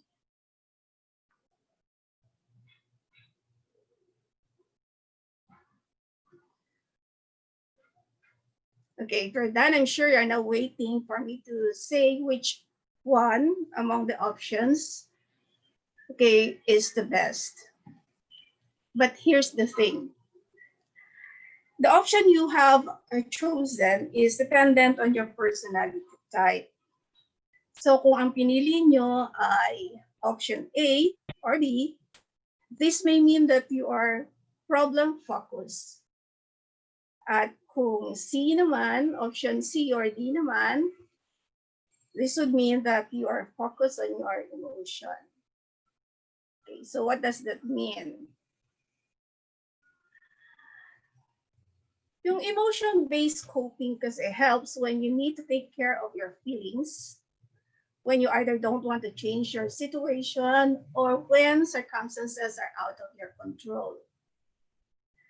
Problem-based coping naman helps when you need to change your situation, perhaps by removing the stressful thing in your life. Halimbawa, you just receive an annual performance evaluation results. Tapos the result states that you are below average in several areas. And you're surprised by this because you thought you were performing well. Di ba nakaka-stress yun? So you feel anxious and frustrated. Now, if you are problem focused, you may go to your superior and talk about what you can do to improve your performance. You develop a clear plan that will help you to do better, and you start to feel more confident about your ability to succeed. Pag naman ang isang tao ay emotion focused, he or she may spend lunch, okay, reading a book to distract himself or herself from the prediction that she or he is going to be fired or be demoted. O kaya tapos noon, after work, the emotion-focused person may opt to exercise, clean the house as a way to help him feel better so that later on he can think about the situation more clearly. The truth is that there isn't always one best way to proceed. Siguro we just need to allow ourselves permission to feel.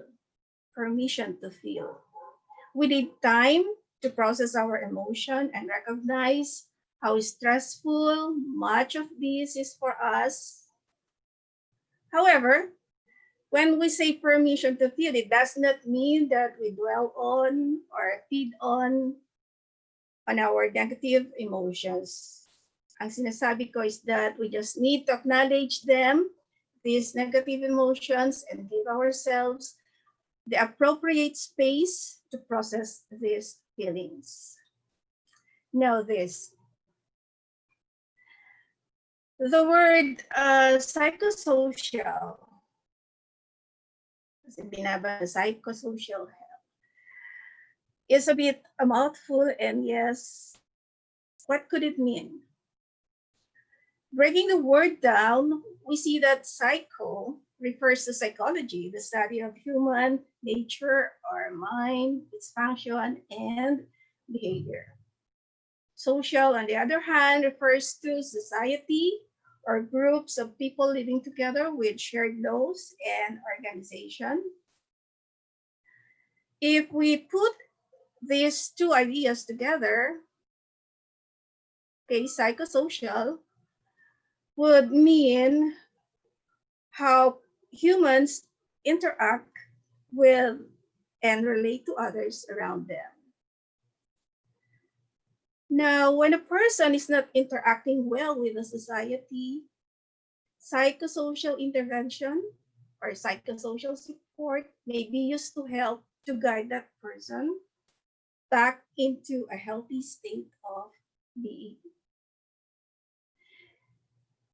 Ang kainaman po ng psychosocial support is that it uses non-medicinal means.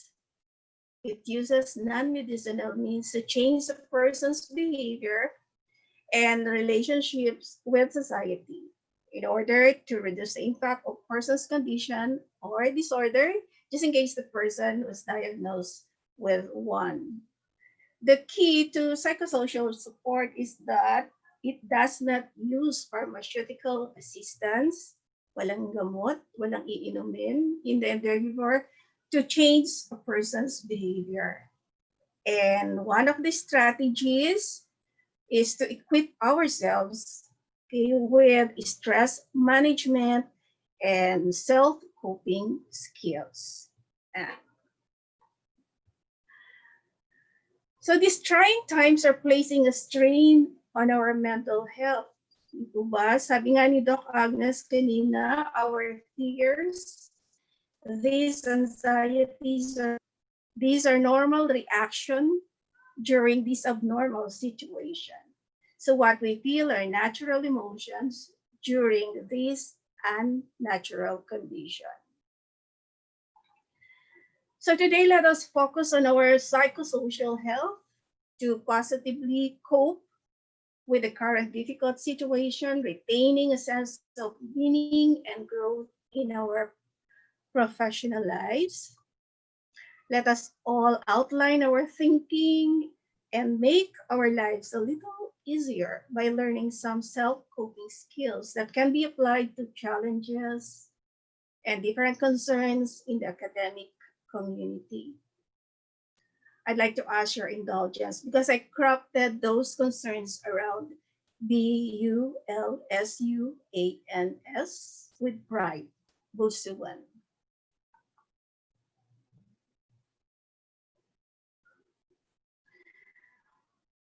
So let us see if these are your concerns too.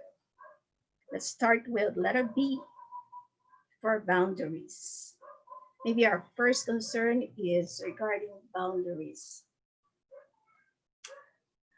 Because of this pandemic, we got loss of our routines. Di po ba? Madaming nabago, maraming pagbabago.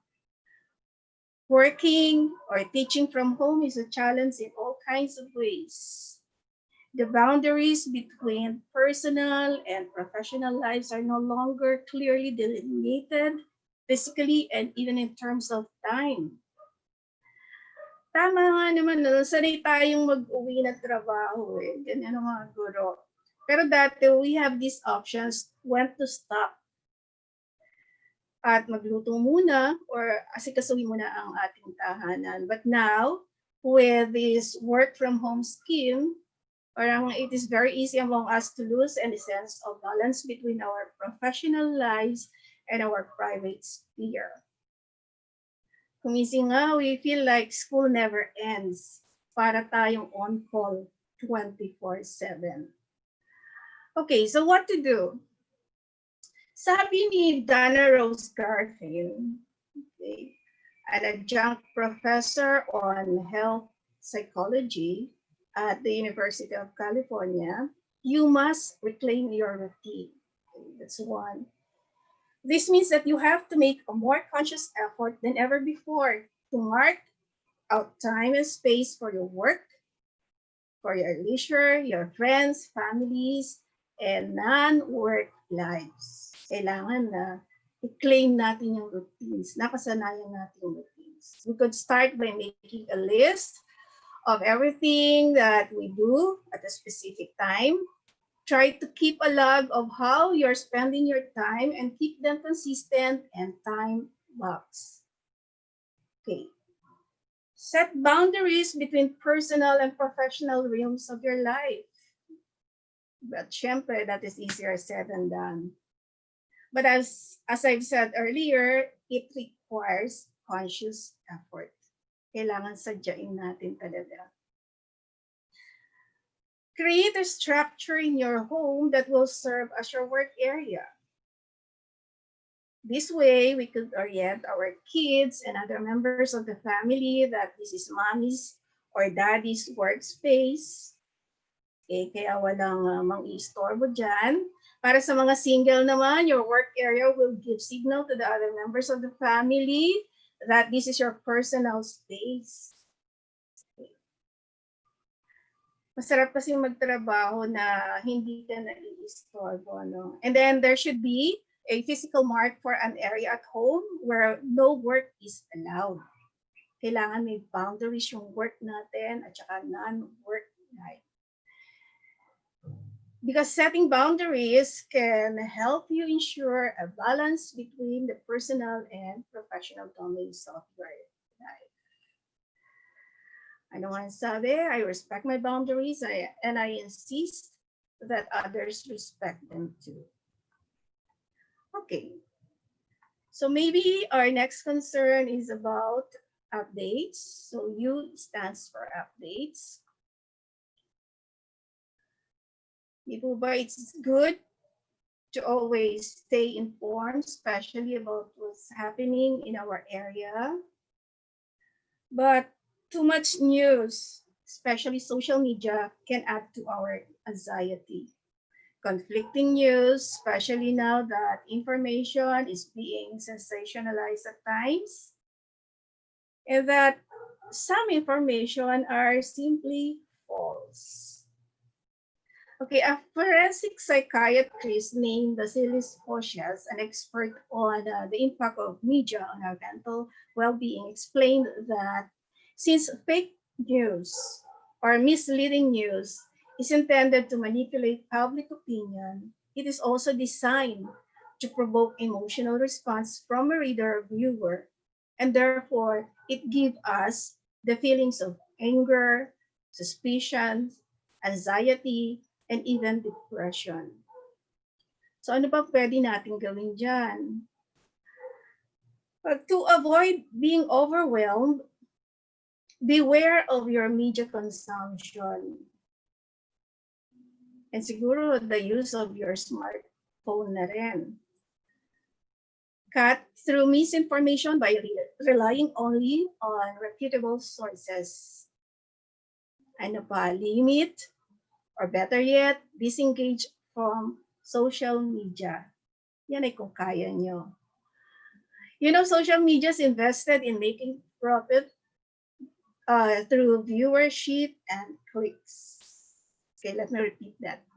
You know, media is invested in making profit through viewership and clicks. So they make very little effort to screen or stop fake news.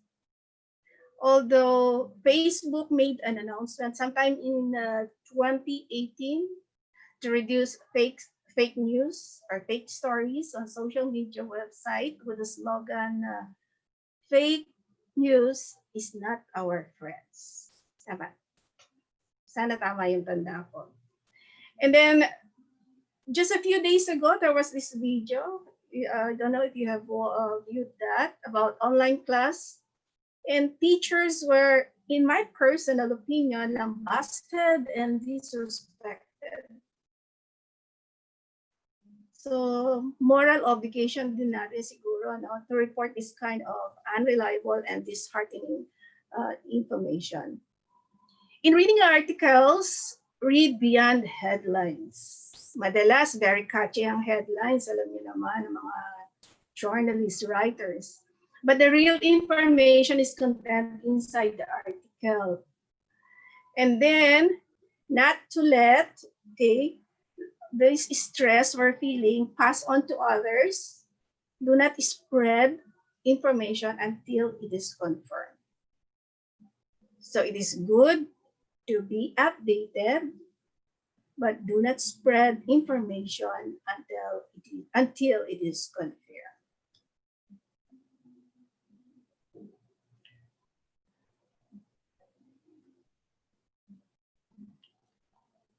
All right.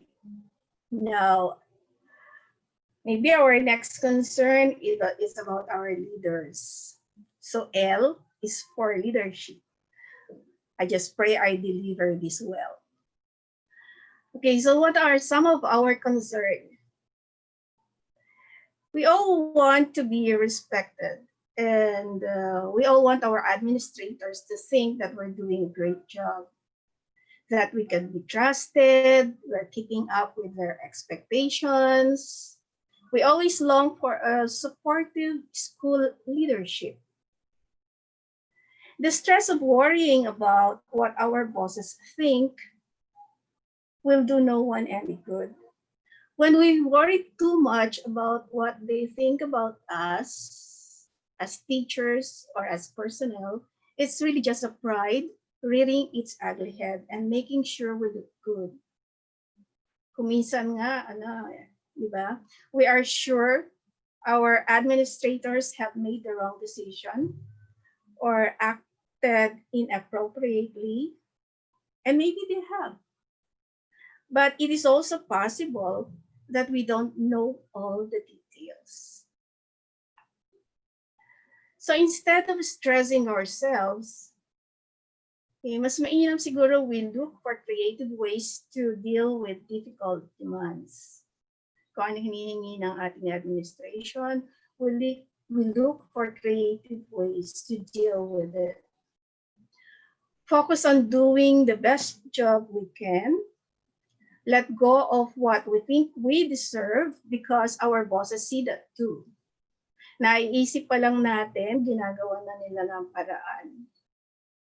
According to Dan Nelson, author of several books on leadership, we followers, no, teachers and workers alike, can choose to give grace.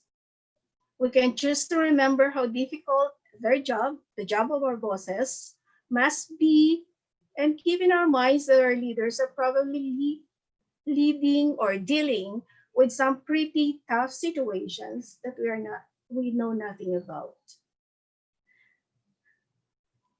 Okay, the same thing holds true for policies. Sometimes it looks like our admins make bad policies. But sometimes there are other considerations that we do not know about. The policy seems bad from our end, but again, we simply do not have all the facts. Some bottom line is that to avoid job burnout, Dan Nelson says, choose to give grace, understanding, the benefit of the doubt to our leaders and their leadership, because the more we practice that, the more we release ourselves from the burden of judging anyone. Well, if this is not too much to say, this is a personal opinion, I'd like to say that we should not focus on what our leaders or our school can do for us, but think of what we can do to help our leaders for the success of our school.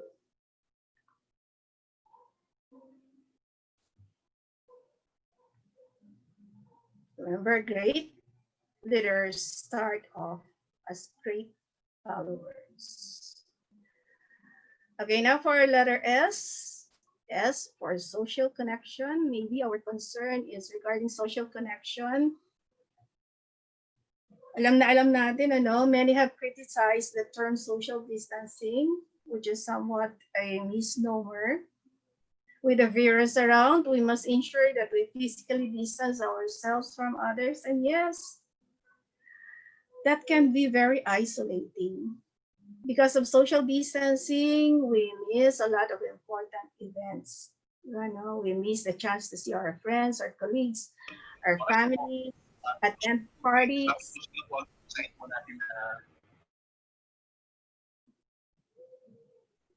outings. So it's okay to follow this physical distancing it's okay to follow physical distancing, but we need social connection more than ever before. In times of stress, burnout, and anxiety, we gain strength from contact with other people, with our loved ones. Even Dr. Leo Welch, a psychologist at Script Health, suggests to stay in contact with friends, families, by using video conference like this. Okay, Zoom, Google Hangout, Skype, whatever. She says that video meetings are better than a phone call. Well, siguro yan ay when you have a good connection, internet connection. Because you can see the person or persons you're talking with. Yung sabi ni Doc Agnes kanina, text ka na, kumusta ka na? Okay, texting kumusta ka na is good. But communication is more than voice. Okay. Communication benefits us from facial expression, wave hands, and other visual cues. Social connections also mean social care. It is reaching out to families, friends, and colleagues. For all we know, they feel isolated as well. Kagaya natin. Sila din kailangan ng social care. Gusto rin nila ng kausap. Gusto rin nila ng social connection. You might really benefit from seeing a smile, even if it is just on screen. So social distancing does not mean to have social isolation. Kaya siguro let us look for moments of joy and connection and hold on to them. Everybody is going through a lot right now, and these moments of joy and connection can mean so much in the midst of this pandemic. In a way, it is good to keep up online social habits like maintaining existing social networks, FB, messengers, Twitter, or perhaps creating a new ones. Okay, so we're done with B, U, L, S. Now, another U for upskills.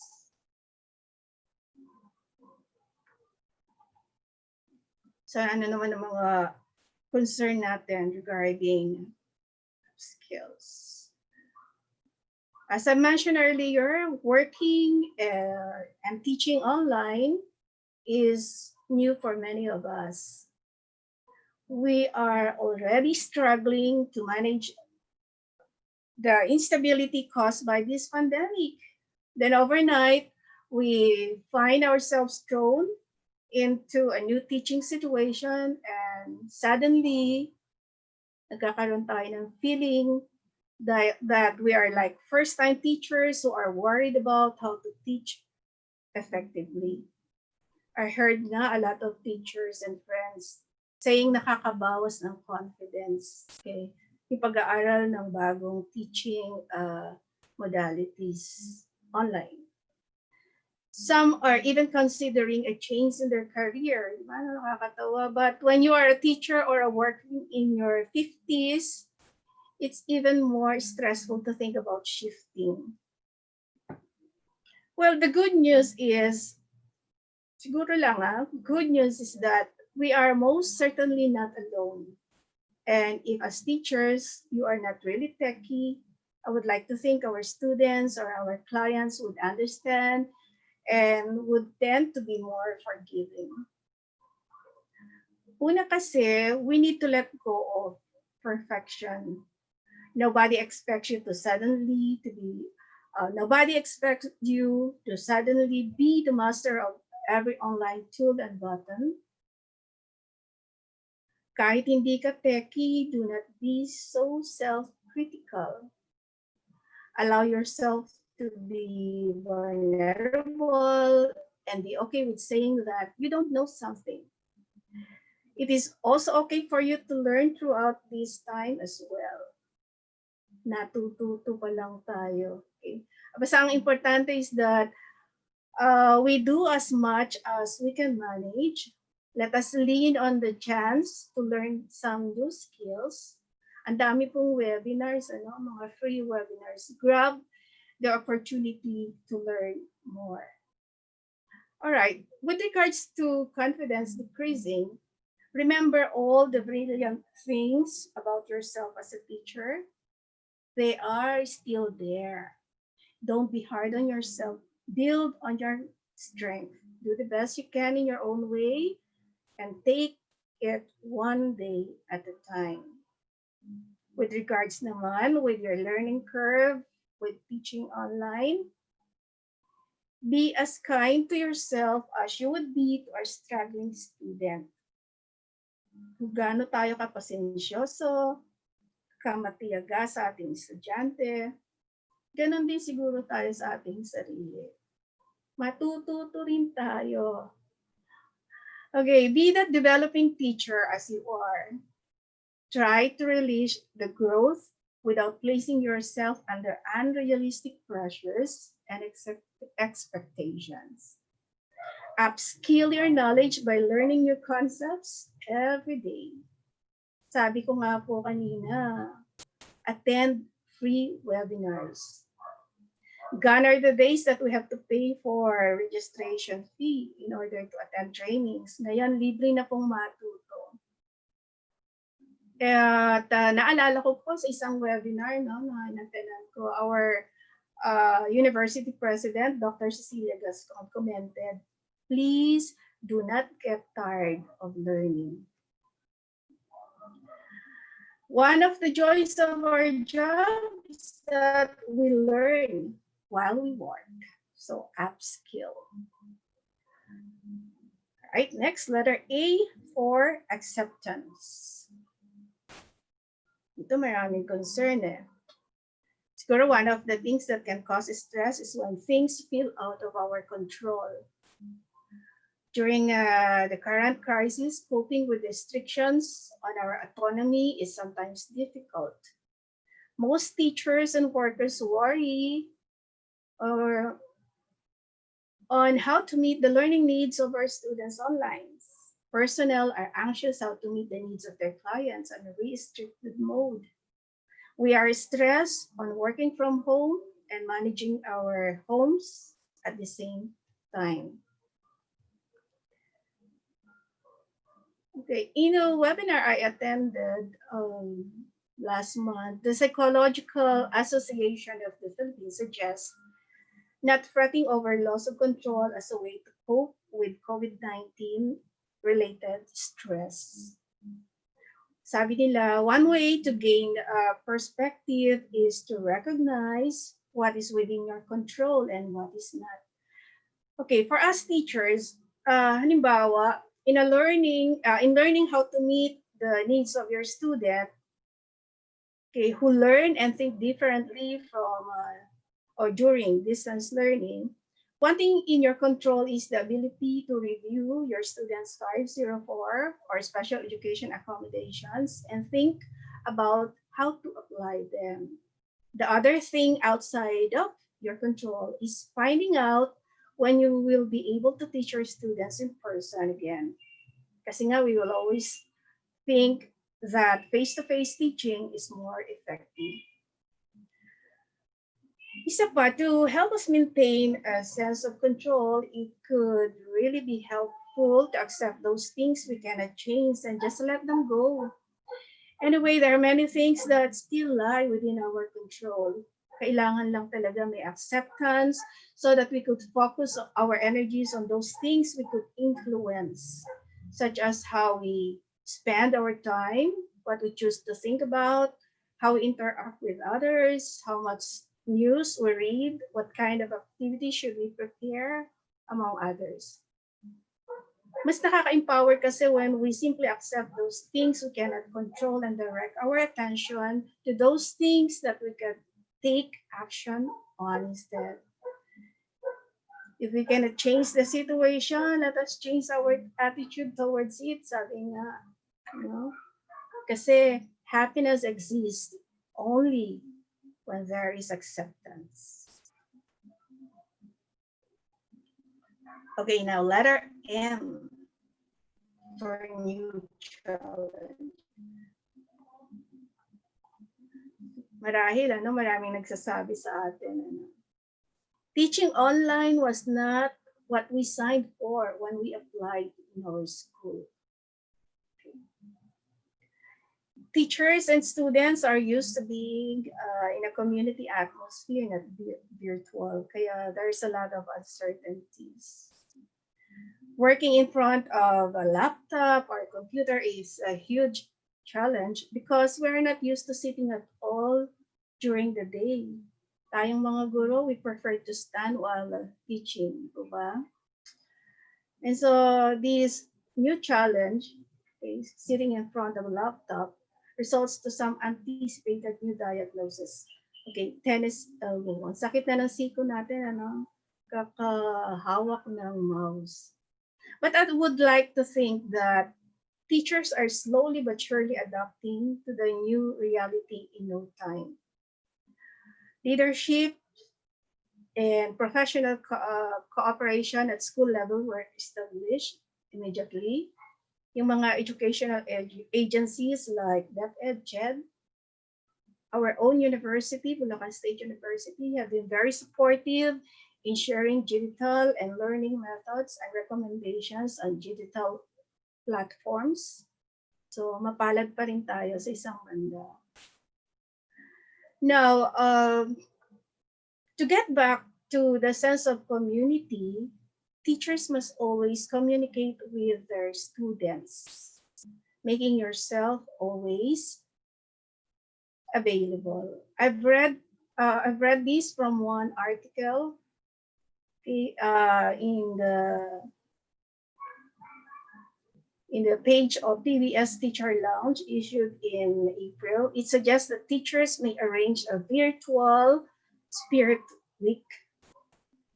Siguro for college students or for college teachers and students, maybe a virtual spirit day, some meeting in which students in our class would dress up for a virtual meeting. The students can spend the first 5 to 10 minutes making silly faces on the camera, just saying hi and hello. This is also good. This is also a good time to teach rules, expectations, and online learning etiquettes. Mga office personnel naman could also arrange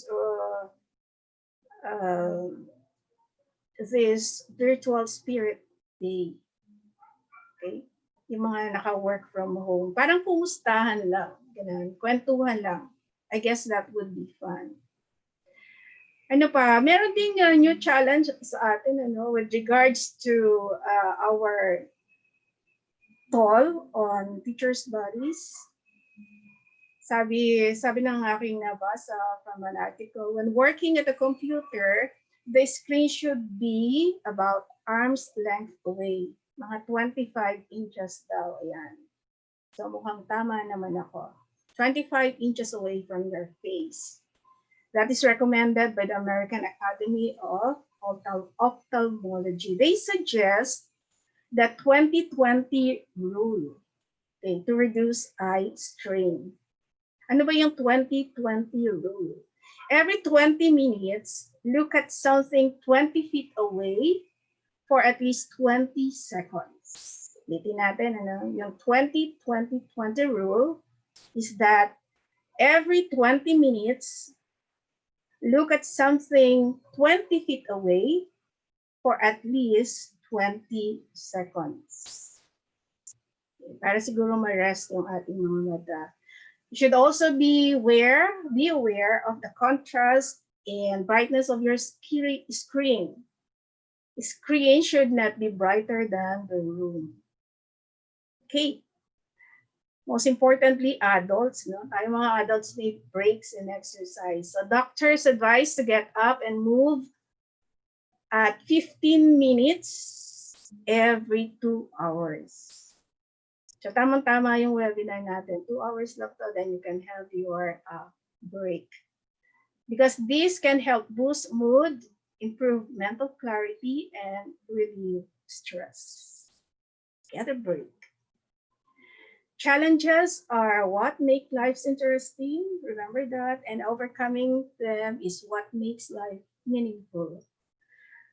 With the creativity and dedication and community spirit among teachers, no doubt that you are ready for the new challenge. All right, the last letter is S for self-care. So what do we do for self-care? Many of us gain great positivity from teaching. Engaging with learners, designing the teaching materials, and seeing our learners grow can be some of the greatest rewards in our profession. Those moments of positivity are still there in us, and we must not lose sight of them so we can continue to grow strength from them as we always have. Our identities as teachers are only one part of who we are.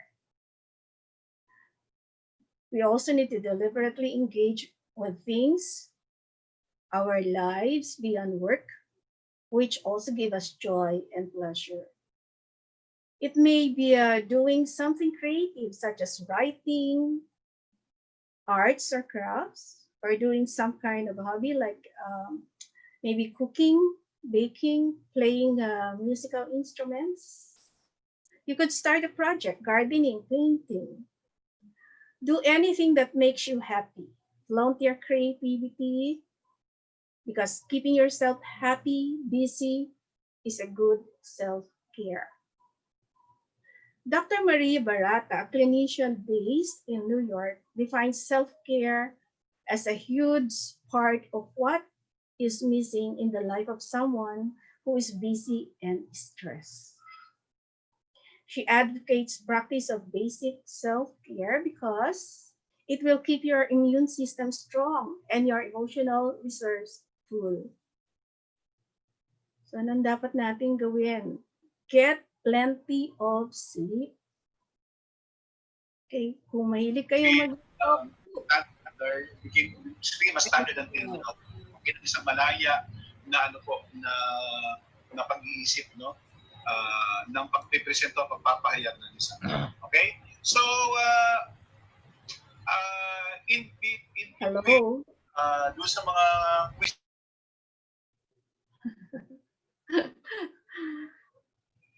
ano na nga sinasabi ko? Sabi ko, if you love to cook, cook and eat well, enjoy the sun, and establish an exercise schedule. If you cannot go out, pwede namang you walk up and down the stairs for 30 minutes. Kung walang stairs, ride a stationary bike. Kung wala pa ring bike, galaw-galaw lang, be creative. You see, engaging your mind fully into something you enjoy outside of work can help lift your spirit and free your mind for a while. You could cuddle your pets, talk to select people, read your favorite books, not your modules yet, your favorite books. These simple activities create some mental breathing space. The adage, all work and no play makes one a dull person, still holds true. And just in case you haven't noticed yet, we have been touching the different aspects of self-care in our discussion of coping skill, the physical, the emotional, and the social aspect. For spiritual self-care, okay, a well-known pastor suggests to engage in an activity to find and nurture a sense of connection to the higher power. Sabi niya, just as essential to nurture your body with food, it is necessary to nurture your spirit, your soul with spirit. So, ano yung mga activities na to? Maybe we could meditate, attend religious services, practice gratitude. Do not forget to thank God for all the small and big things we receive. When feeling uncertain, feeling uncertain, feeling unhappy, just think of 3 to 5 things that happened during the day. Better yet, make a gratitude journal. Gratitude is recognizing what is good in our lives. And I'm sure all of you will agree with me that despite this difficult time, there is a lot of things to be thankful about. Okay, so that completes self-care. You just have to remember to love yourself first before loving others. Learn to understand yourself first before understanding others. Learn to teach yourself first before teaching others because it's simple. You cannot give what you do not have. Okay, so what is our pick for the day? Regain your boundaries, keep your updates, trust your leaders and their leadership, maintain social connection, upskill and acceptance is the key to meet new challenges, and love yourself first. Practice self-care. So talking about self-care, before I end this webinar, Dr. Agnes and I would like to share you a simple relaxation technique called butterfly hug.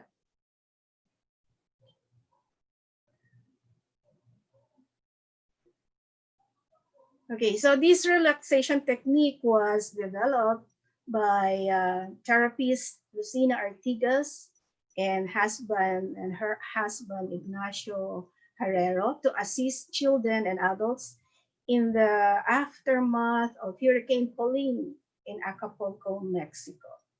Diba, if you remember, butterfly is a symbol of transformation. From a not so appreciated cocoon, it becomes a beautiful creature.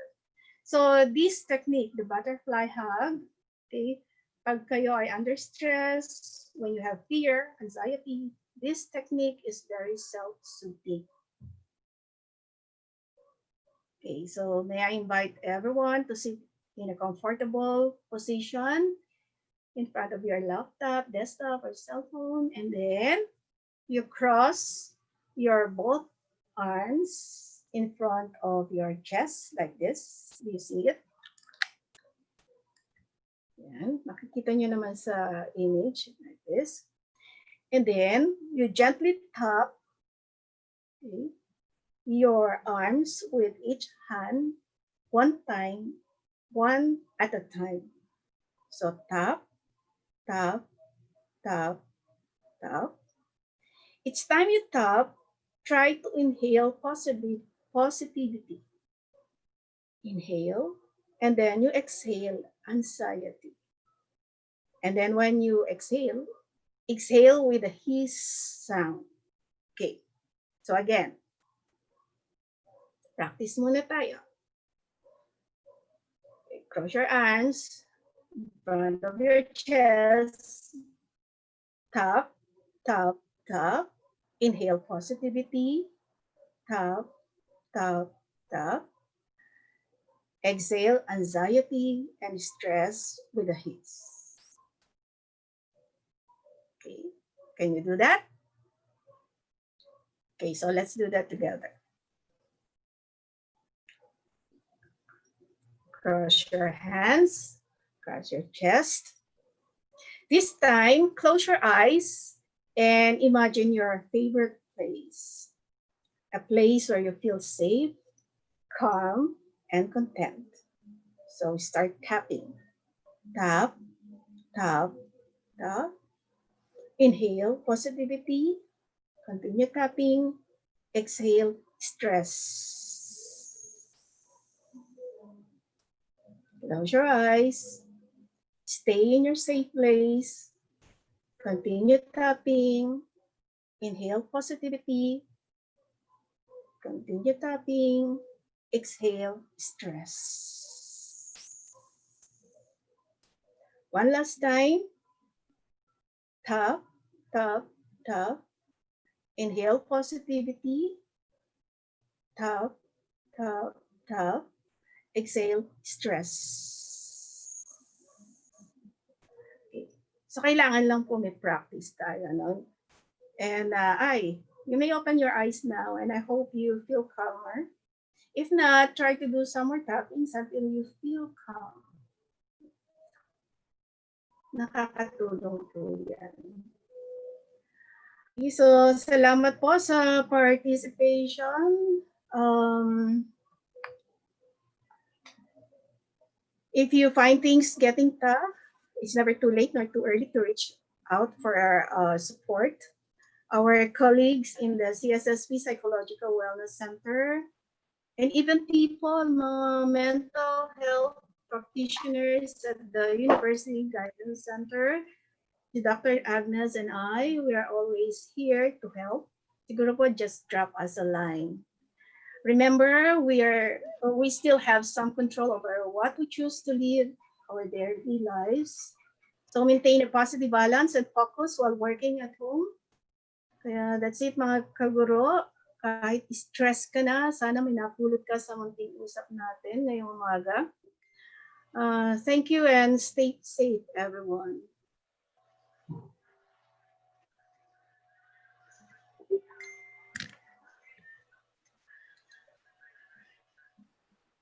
Maraming salamat po, Ma'am Doris Tigno, Registered Guidance Counselor.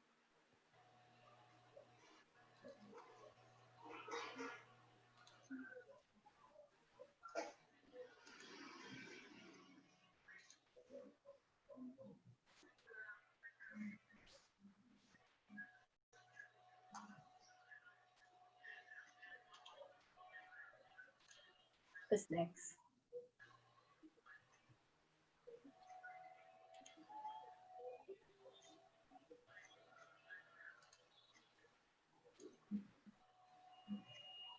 Ayun po, welcome back to our CSSP YouTube channel account. Ako po yung host today. I am moderator in this morning session webinar series, Guro, stress ka na ba? Halika, usap tayo. At this moment, ladies and gentlemen, talaga pong napaka-capable ng ating dalawang resource speaker pagdating po sa usaping mental health. Si Dr. Agnes Crisostomo and Ma'am Doris Tigno. Sa totoo lang po, yung situation po nating pinagdadaanan po ngayon ay hindi po ganun kadali pagdating po sa transition. Simula po sa ating mga trabaho, sa pagtuturo, and even though sa ating simpleng pamumuhay, the transition from buying our goods ay lahat po ay converted into online. So talagang yung transition ay hindi po ganun kadali. Napilitan tayo ngayong mag-adjust sa paggawa ng mga modules, sa paggawa ng kagaya ng mga webinars na lahat tayo ay nakatutok sa ating mga gadgets, nakatutok tayo sa ating mga laptops. Yung mga settings, options na hindi natin alam before in terms of information technology, ngayon ay napipilitan tayo na pag-aralan para makasunod tayo sa tinatawag na new normal. But new normal in a thing na talagang hindi ganun kadali para sa atin dahil is a step by step, is a flow chart for you to understand in the new integration of technology into our professionalism dahil nakakulong tayo sa bahay, naka-confined, naka-quarantine.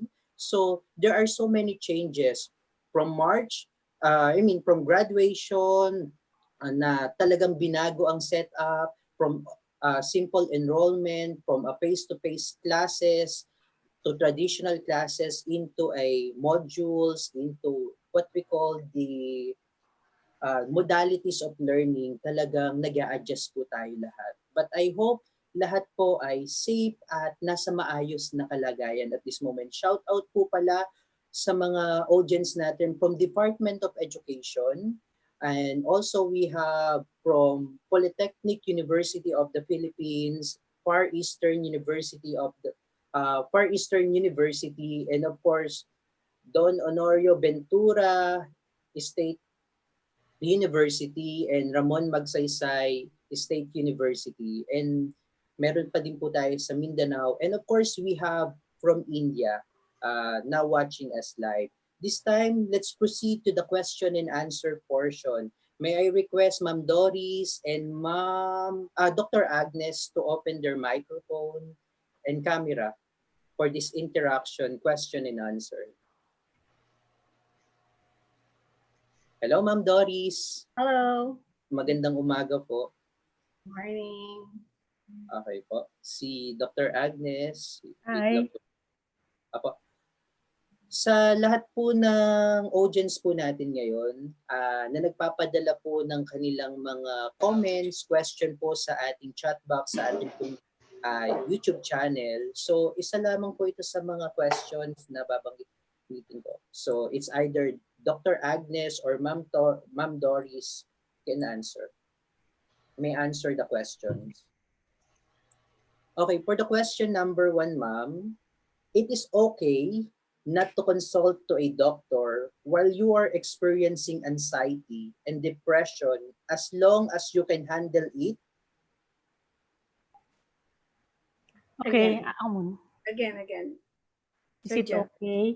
Is it not Okay. okay? Ulitin ko po. Is it not okay? Is it okay not to consult? Okay. It is not okay to Is it consult okay not to consult? a doctor while you are experiencing anxiety and depression as long as you can handle it. Okay, pwede nga siguro. Go ahead, Dr. Oo. So, pag sinabi niya, as long as you can handle it, siguro naman yung pwedeng sign na she can still handle it. Kasi nga, yung mga lumalapit sa amin, sinasabi nila na parang sumusuko na sila o nahihirapan na talaga sila, kaya they want to seek help. Pero we have also to consider na merong iba't ibang phases ang depression eh. Ang isang binanggit ko kanina, yung talagang ang mga symptoms nito, yung parang they have this feeling of hopelessness and helplessness. Wala silang interest sa buhay, parang they just want to be alone, ayaw makipag-socialize, parang ganon. Pero meron din tayong tinatawag kasing high-functioning depression o merong mga smiling depression. So ito yung they try to use yung reaction formation na defense mechanism na ginagawa nila to hide the depression, pinapakita nila the other side of it. At yung mga high-functioning depression, sila yung despite na nararamdaman pa rin nila yung depression na yon, but they can still go to school, they can still go to work, at maaaring nag-excel pa nga sila eh. Kaya pag ganito, parang hindi mo masyadong mapapansin na meron silang depression. Kaya siguro, in some cases, nagugulat tayo na merong nag-commit ng suicide, pero hindi naman natin alam na meron pala siyang pinagdadaanan. It's because siguro sa huli, nag-final straw na, ay hindi na nga niya nakaya. So if it's okay not to consult a doctor, kung tingin mo naman, if yung nagtanong po, kung ikaw nagtatanong for yourself at tingin mo naman ay talagang nakakaya mo pa and you are in your own way ay adapting different coping mechanisms at tinutulungan mo yung sarili mo to manage it, ay di okay din naman.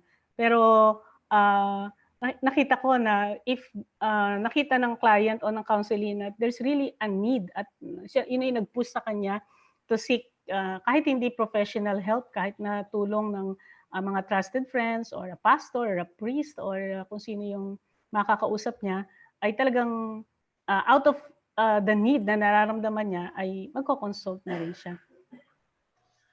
Okay. Para sa akin naman, may mga tao kasi na they intellectualize what they feel. Okay? Alam nila na paglaruan kung ano yung iniisip nila o kaya ano yung nararamdaman nila. So I would like to suggest that it would be better to consult mental health professionals to confirm or refute your condition. Kasi you might be experiencing some symptoms, kaya nasabi mo na may anxiety ka or may depression ka, pero mga professionals lang ang makakapag-confirm kung talagang depression yan. Okay? So it is best for you to undergo clinical assessment. Don't self-diagnose. Okay, so Jeff?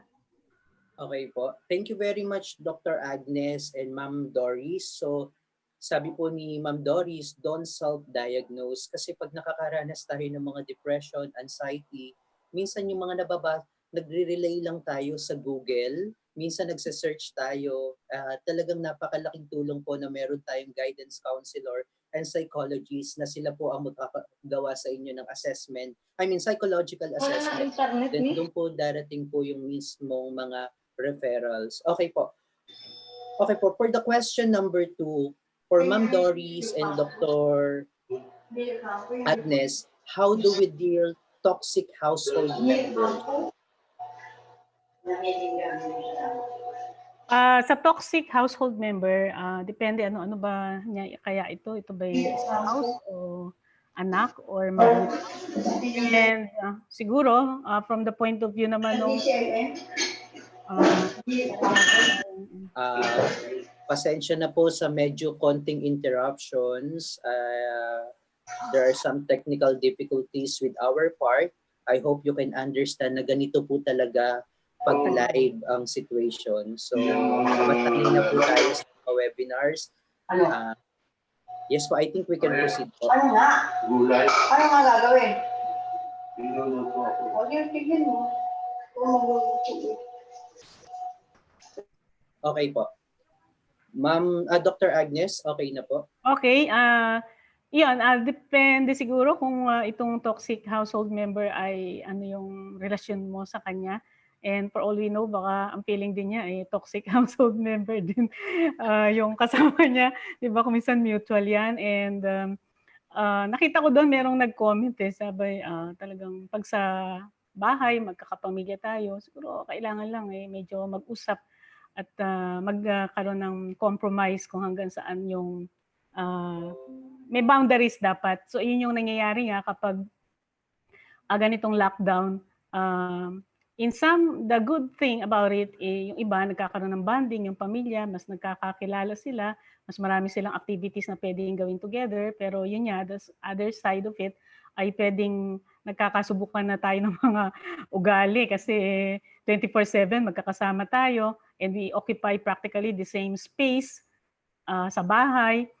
So, meron ding mga pwedeng arrangements na gawin. Ito yung corner ko, ito yung space ko, and then pwede rin mag-usap kung ano ba yung time na as a family tayo. Pero meron din akong time, me time na pag ganitong oras, ako muna, wala munang pakialaman. Kahit nga ba sabihin natin maliit lang ang space, maliit lang yung facility sa bahay. So, napag-uusapan naman yan lahat. Ako medyo interesado ako sa meaning ng toxic. Oo. Kung totoo na yung toxic household person poses a real problem, you may opt to confront the person. Diba? Parang there's no better way to promote harmony at home than to have a good communication. So pwedeng pag-usapan naman siguro.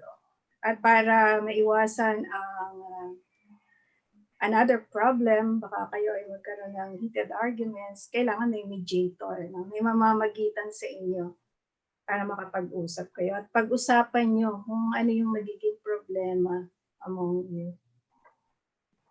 Mabuhay tayo ng masaya ng may pagkakaisa. Okay po, so talagang ang question po na to, talaga this time po kasi talaga during the quarantine ay talagang limited yung ating paglabas, isa lang household member ang lalabas, talagang sama-sama tayo sa bahay, compare po talaga dati na talagang trabaho, bahay, na bihira tayo magkakitaan.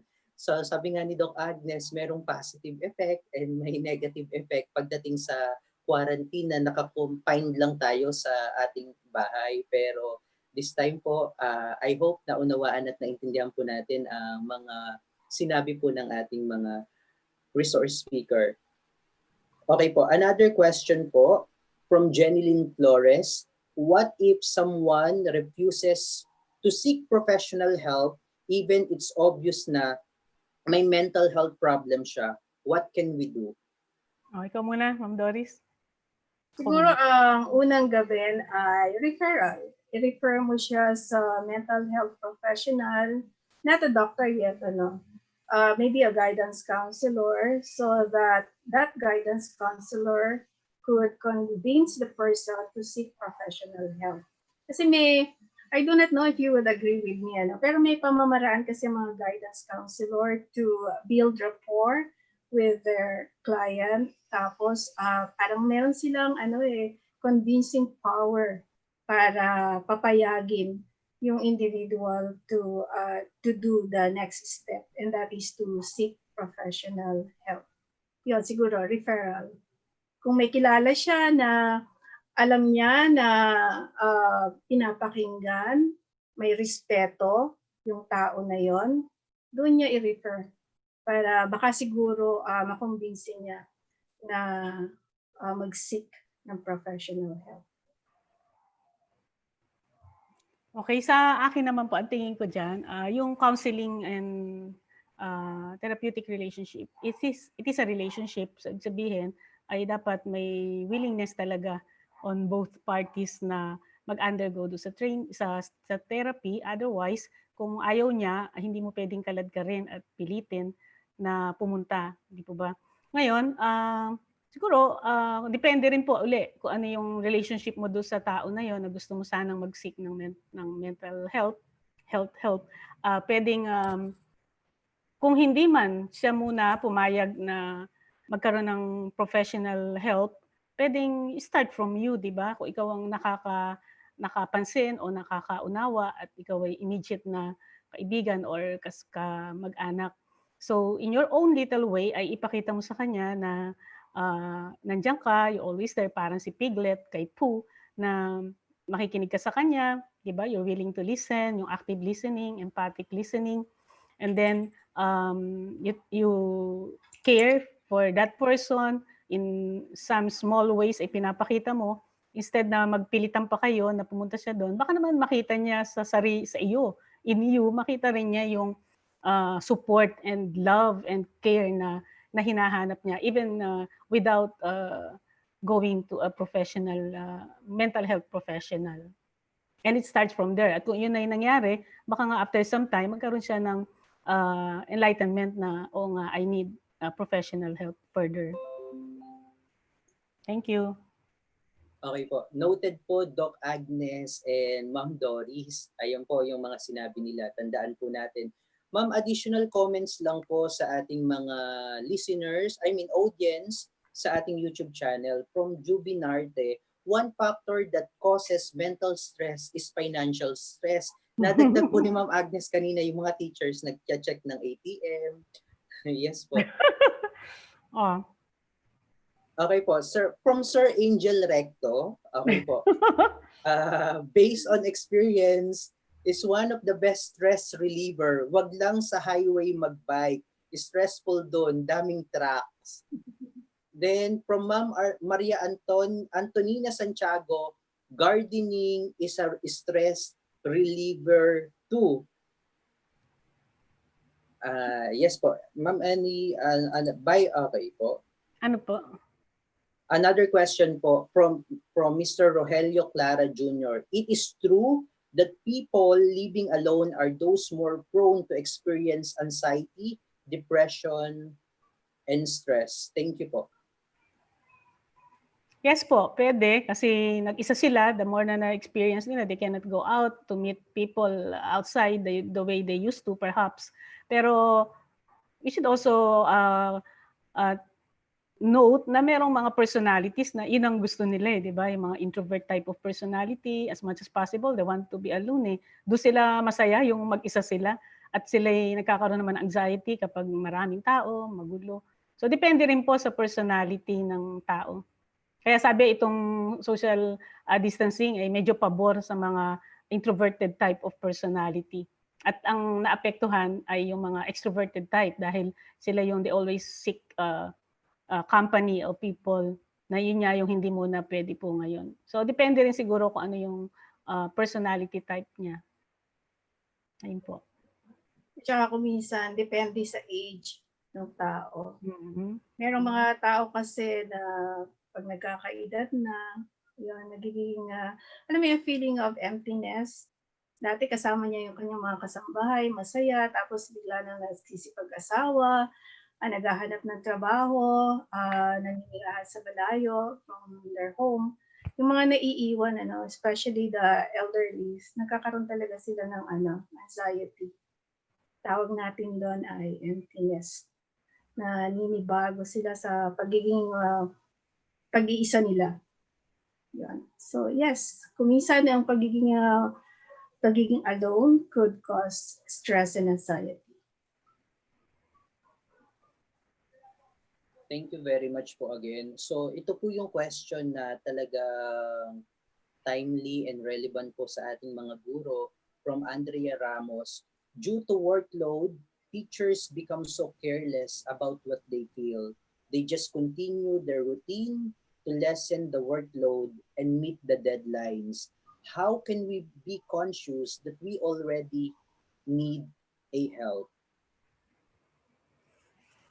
Siguro po yun yung isang purpose, isang objective kung bakit nga tayo nagbigay ng ganitong webinar para to enlighten and to spread awareness sa mga teachers and non-teachers alike na sometimes you have to be on guard din on what we feel. Makita natin yung ma-identify, makilala, ma-recognize kung meron mga stressors at kung nararamdaman natin yung mga symptoms na na-enumerate kanina, na check yun, checklist, check, meron ako nito.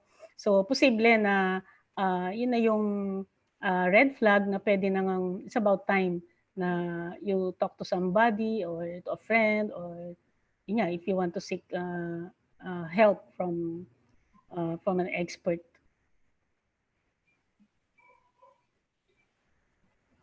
Yun po. Hindi ka na nakakatulog, ma'am. Yan. Parang nababalisa ka na hindi mo malaman bakit, anong reason ba't nababalisa ka.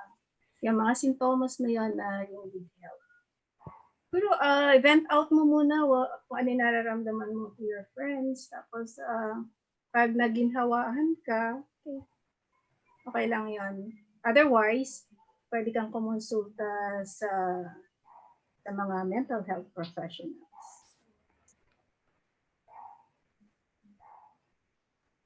Sir Jeff?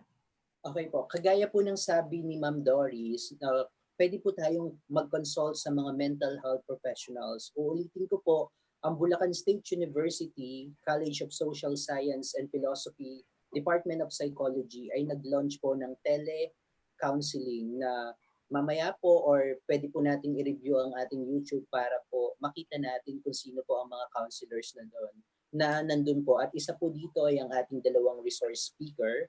At this moment po, another question po, is there any place to call if the superior does not give importance on our mental health as teachers?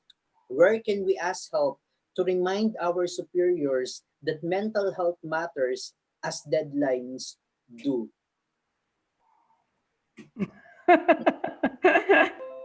Yung problema. Doc Agnes and Ma'am Doris, it's your turn.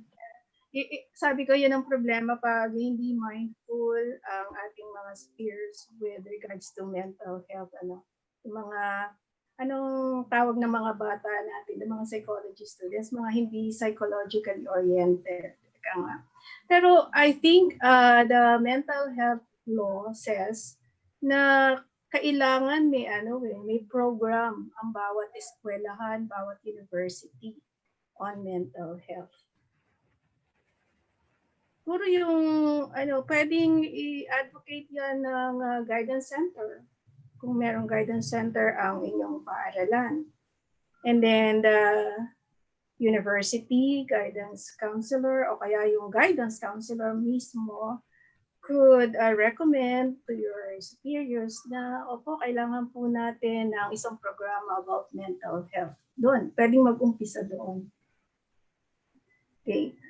Pero yung basa ko sa tanong ni ma'am, parang hindi mental health program parang more of caring for the teachers and personnel. Okay. But ganun pa man, pwede na rin ipaloob yan sa isang magandang mental health program ng inyong eskwelahan na pwedeng i-initiate ng guidance counselor. Natatakot ako na ang susunod na tanong ay, paano po kung wala kaming guidance counselor? Yan na yung susunod. Nasa tingin mo, Ma'am Agnes? Oo, siguro it's about time then that we craft talagang yung programs siguro sa Center for Psychological Wellness para sa ating university para ma-address lahat ng mga concerns on wellness. Di ba meron naman talagang plano yata. Siguro by that time, pag na-materialize na yon, mas maganda yung magiging mga programs and services for faculty and for personnel. Okay po. So nadinig niyo naman po ang sinabi ni Doc Agnes and Ma'am Doris. So i-set up or ilo-launch muli at i-craft again ang psychological wellness lalo na sa panahon niya to kasi pag sa third wave talagang pinag-uusapan po talaga according to World Health Organization na ang isa sa kalaban natin mga tao after pandemic ay ang mental health. From our colleagues po, ang question po niya ay, do you suggest online focus group session as a form of addressing stress? Pwede. Yes, siguro yun nga, i-maximize natin the use of technology. Kung hindi ginagawa natin face-to-face, pwede namang gawin na rin focus group discussions pero online. In fact, meron kaming research na pinropose. Nandiyan ba si Dr. Richard? So yung parang action research din siya na yung magiging output is, method pala is coming up with this focus group para mapag-usapan yung mga ganitong mga problema. We make use of technology. Psychology and technology can go together. Maganda research nyo. Biglang Hindi lumawas nga. si Sir Angel. Oo, kasi ipipresent ko din siya sa research office as a whole. Thank you. So I-back up mo, Doc Angel. congrats sa site people. Thank you. Mamits. Thank you. Congrats, Mamits. Thank you. Alright, dagdagan ko lang yung sinabi ni Doc Agnes.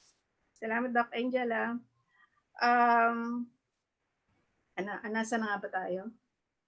Sa online focus group? With regard to online focus group, may limitation nga lang, kasi kung minsan, para matulungan natin yung ating mga kliyente, we need observation. Pero syempre, pag online, hindi masyado normal yung mga reaction or responses.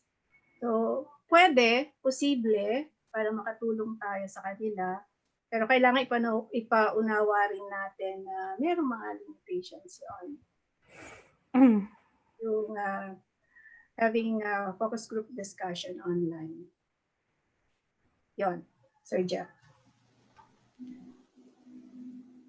Okay, focus group online discussion, siguro another changes in terms of interviewing, in terms of listening, kasi talaga pumapasok na dito yung in a form of non-verbal pagdating sa communication. At this moment po, I think last question na po ito from Mary Joy Isidro. Hello, Doc A and Ma'am Tigno. How can we explain to our management? Kilala namin yan Okay po. Okay po. How can we explain to our management the importance of mental health for our faculty members, for us to be able to ask for mental health support from them? Siguro imbitahin mo kami, Mary Joy. Mag-hold muna kami na isang mental health awareness seminar sa school nyo. And then we can better explain to them, lalo na sa management, sa principal, how important it is to address the mental health status of the teachers, of the faculty members. Siguro susunod na tanong ni Mrs. Isidro ay, Ma'am, may bayad po ba yan? Wala. Kasi this could be a part of our extension services. Okay. So, inform mo lang kami kung kailan para mapaliwanagan ang yung mga school heads na lahat talaga, hindi lang teachers ay kailangan na ng mental health support. Yun. So we'll see you. Kilala ko ba ito sa Miss Isidro na yan? Oo, si ano yan? Tapos MJ ba yan? Yung kaya tawag sa'yo Oo, si MJ yata yan. Dati nating estudyante. Okay. To reach out po our resource speaker, pwede po natin sila, tama po ba na pwede po natin kayong kontakin sa Facebook or sa inyo pong mga official Facebook account? Then, pwede din nyo pong kontakin or i-message po ang aming College Dean, Dr. Sherwin Pariñas, para po sa invitation po. Talagang ang ating pong mga resource speaker ngayon ay talagang hectic ang schedules, kahit nasa bahay lang sila. Talaga, minsan may mga lapses pa. Yan yung, yung mga ating mga resource speaker ngayon, for sure may mga Gantt chart na yan. Talagang ina-adjust lang yung mga schedules. Talagang kung mapapansin nyo po na baka po yung ibang nanonood ngayon ay napanood na din sila sa mga DepEd sessions. Gaya po na. Okay po, I think, okay, remind ko lang po yung mga audience natin sa webinars na to. Ang ating pong evaluation form ay nakapost na po sa ating chat box, dyan po sa ating YouTube channel. So, pakiclick lang po ito after our webinar session para po, after a week po ay darating po ang inyong mga electronic certificate. This time po, I think last question na, stressful din kaya yung mga hindi nakaka-move on agad sa relationship? In terms of relationship, Mama, kasi talagang the problem nowadays ay yung long distance. Talagang hindi mapuntahan nung boyfriend. Parang may hugot ka dyan May hugot ka yata, Sir Jeff dyan Hindi po kasi kung makaalis ng bahay. Alam na, ikaw yata nagtanong. Hindi po, may question po dito. Pinaraphrase ko lang po. Additional with my with my emotional ano. Siguro sa mga LDR, ayan naman, alam natin, yung technology nandyan, di ba? So, malayo man ay magiging malapit din kasi you can video chat, you can virtual, magkakaroon naman kayo ng communication. Tiis-tiis lang siyempre sa hindi kayo nagkikita at nagkaka-holding hands. Kumbaga makontento sa kaway-kaway. Virtual muna. Virtual muna. Oh, nawala ka na, Sir Jeff. Okay po. So, makontento, a sense of connectedness is really important at this matter, even though our internet connection are interrupted all the times and expected and buffering as well. So, we have to be contented in our in the nonverbal cues using the emojis, emoticons, the flying keys, the heart symbol. Alam na alam, I expert. don't think so. And sorry for everyone. But yun lang po. So sa lahat naman nakarelate. So at this time, maraming salamat po sa ating dalawang resource speaker. So for you to get notified again for our webinar series, again, don't forget to hit the bell button. And of course, don't forget to click the evaluation form dito po sa ilalim ng ating chat box po. At this moment po, we're waiting. Okay, the awarding of certificates. Awarding of certificates. Wait lang po natin. Okay po. Bulacan State University, College of Social Sciences and Philosophy, City of Malolos, Bulacan. Certificate of Appreciation is hereby presented to Dr. Agnes D.R. Crisostomo for sharing her valuable expertise as resource speaker in the live webinar on entitled Guro, Stress Ka Na Ba? Lika, Usap Tayo, a webinar on mental health and psychosocial support in times of pandemic, given today, August 11, 2020, signed by our College Dean, Dr. Sherwin M. Parinas, and of course, with our University President, Dr. Cecilia Navasero Gascon. Let's give her a warm round virtual applause to Dr. Agnes D.R. Crisostomo. Thank you Thank you po. very much, ma'am. Of course, Certificate of Appreciation is hereby awarded also to Miss Maria Adora C. Tigno, our Registered Guidance Counselor, for sharing also her valuable expertise as resource speaker in the live webinar. Again, the title of seminar, Guro, Stress Ka Na Ba? Lika, Usap Tayo, a webinar on mental health and psychosocial support in the times of pandemics. Given this day again, signed by Dr. Sherwin Parinas and our University President, Dr. Cecilia Navasero Gascon. Ma'am Doris, thank you very much. Let's give her a warm round virtual applause. Thank you to our two capable resource speaker, which is timely and relevant during this time. Talagang napaka-capable po. For the closing remarks, ladies and gentlemen, may we call on our college secretary from the College of Social Science and Philosophy, Ms. Marion Rotacchio. Ma'am Marion. Okay, thank you, Sir Jeff. And I would like to also thank our two esteemed resource speakers. First and foremost, I would like to greet everyone a pleasant day. They say that many are called, but few are chosen, and you are the chosen few. I remember a tagline from a commercial that says, "Para kanino ka bumabangon?" And this line was shown several times in the past, but it only made sense now because of the situation we are all in. Let's face it, life is full of surprises. The way a person perceives life can cause them stress.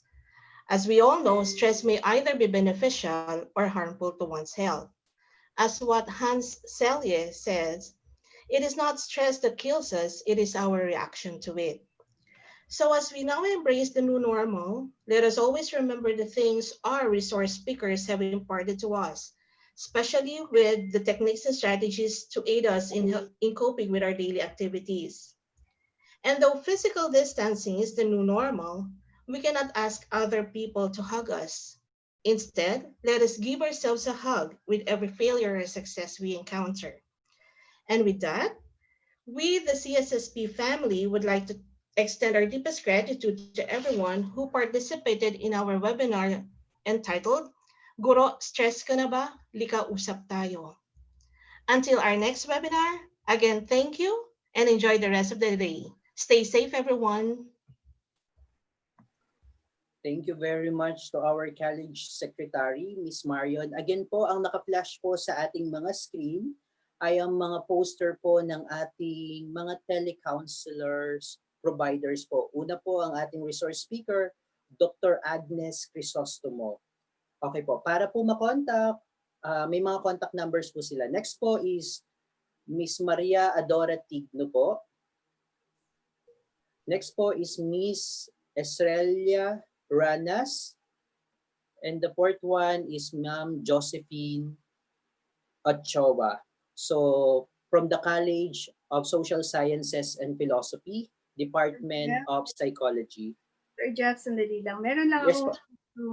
sabihin with regards to telecounseling. No? Kasi meron kaming karanasan that students lalo na would text us in the middle of the night o kaya madaling araw, no? Siyempre tulog naman kami, but when we answer in the morning, parang ayaw na nilang sumagot kahit nagpo-follow up kami, ayaw nilang sumagot. So, yung mga nangangailangan ng tulong, kunwari pag hindi namin kayo nasagot ng hating gabi, madaling araw, asahan nyo na sa umaga, sasagot at sasagot kami. So, pag sumagot kami, sana sumagot din kayo para magkatulungan tayo. Yun lang. Maraming salamat. Doc Agnes, any parting words about the telecounseling launched by the Department of Psychology? So, meron po mga nagtatanong kung ongoing pa rin. So, ongoing pa rin naman po pala. Ongoing pa rin po. And, ayan, ang daming mga nag-approach po talaga. And as far as merong taga Santa Rosa, Laguna, nagulat ako. Kasi nga, our students keep on sharing ito, yung mga ads na yan sa Facebook. So maraming nakakaalam. At the more people that we can help, the better. Thank you. Thank you, everyone. Okay po. Thank you very much. At sa lahat po ng ulitin ko lang po, ang evaluation form po natin ay nandito po sa ating chat box. And don't forget to hit the bell button para po ma-notified pa po kayo sa mga susunod na webinars ng College of Social Sciences and Philosophy. Again, thank you very much to our program and invitation, Ms. Annalisa De Vera. Registration by Mr. David Lloyd Rojas. Documentation, Ms. Marion Rotapio. Evaluation by Mr. Masahiro Kobayashi. Monitoring and tabulation, Mr. Robert Espiritu. Logistic, Ms. Maria Puiti Aldaba. Publication material layout, Mr. JB Christian Bernardo. And of course, as your moderator, Jeffrey Lobos. Resource speaker, of course, thank you very much talaga sa ating capable resource speaker, Dr. Agnes Crisostomo and Miss Maria Adora Tigno. And of course, to the administration, Dr. Cecilia Navasero Gascon, to our Executive Vice President, Dr. Chody Cisan Andres, and of course, to the support of our College Dean, Dr. Sherwin M. Parinas. Again, can we have photo ops? The staff, okay, the staff, can we have the photo ops? Okay po, para makita man lang po ng mga... ang camera. Okay po. Nasaan sila? Another thing po, I'm very sorry for some technical difficulties. Ganito po talaga sa mga live. Even ang malalaking networks ay nararanasan din po. Okay po. So what you can see on your screen are the pictures of those technical team for this webinar. So let's acknowledge Dr. Agnes, Dr. Nick, Sir John Robert, Dr. Sherwin, Ma'am Christine Annalisa De Vera. Of course, happy birthday, Ma'am Annalisa De Vera. Thank you po. Okay. Miss Marian Rotacio, our college secretary, Ma'am Doris Tigno, Sir Floyd Rojas, of course, our research college research director, Dr. Angel Recto, and our secretary, Miss Liza Tantoco. And of course, Ma'am Preeti Aldaba. Okay po. I think nawala po si Ma'am Preeti. So, ayun po. Nandito ako. Ayun pala. Sorry, Ma'am Preeti. Nawala lang Kasi po mali sa... kasi yung surname eh. Okay po. So, sino po ba ang magte-take ng pictures? So, sa mga nasa labas pa po naming mga faculty, kung pwede po ay paki-screenshot na lang po at isend nyo na lang po sa aming mga messenger. Thank you very much po sa lahat. Nawa po ay naging malaking tulong ito sa hamon na pinagdaraanan natin. Once again po, maraming salamat po sa lahat.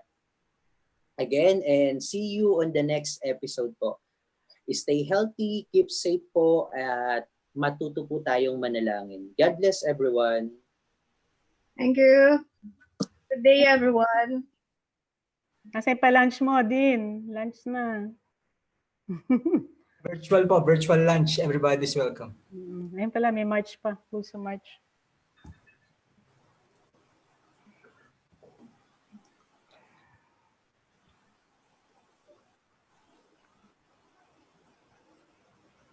Walang audio.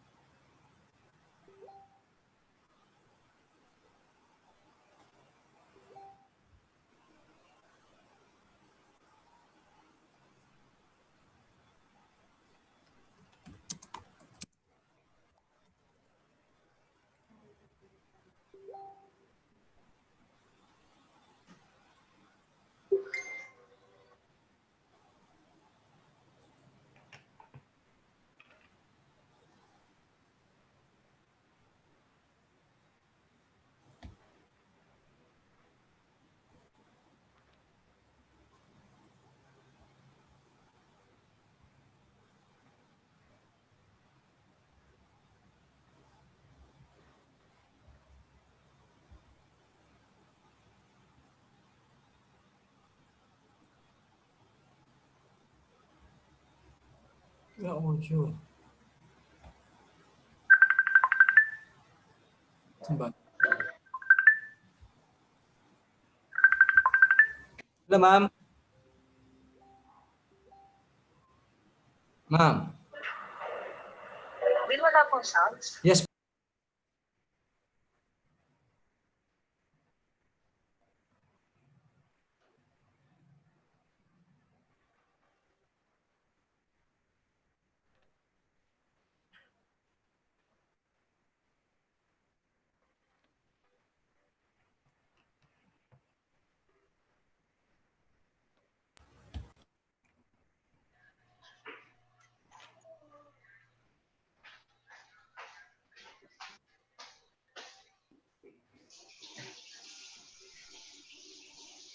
Again po, stop live stream na po natin. Thank you very much.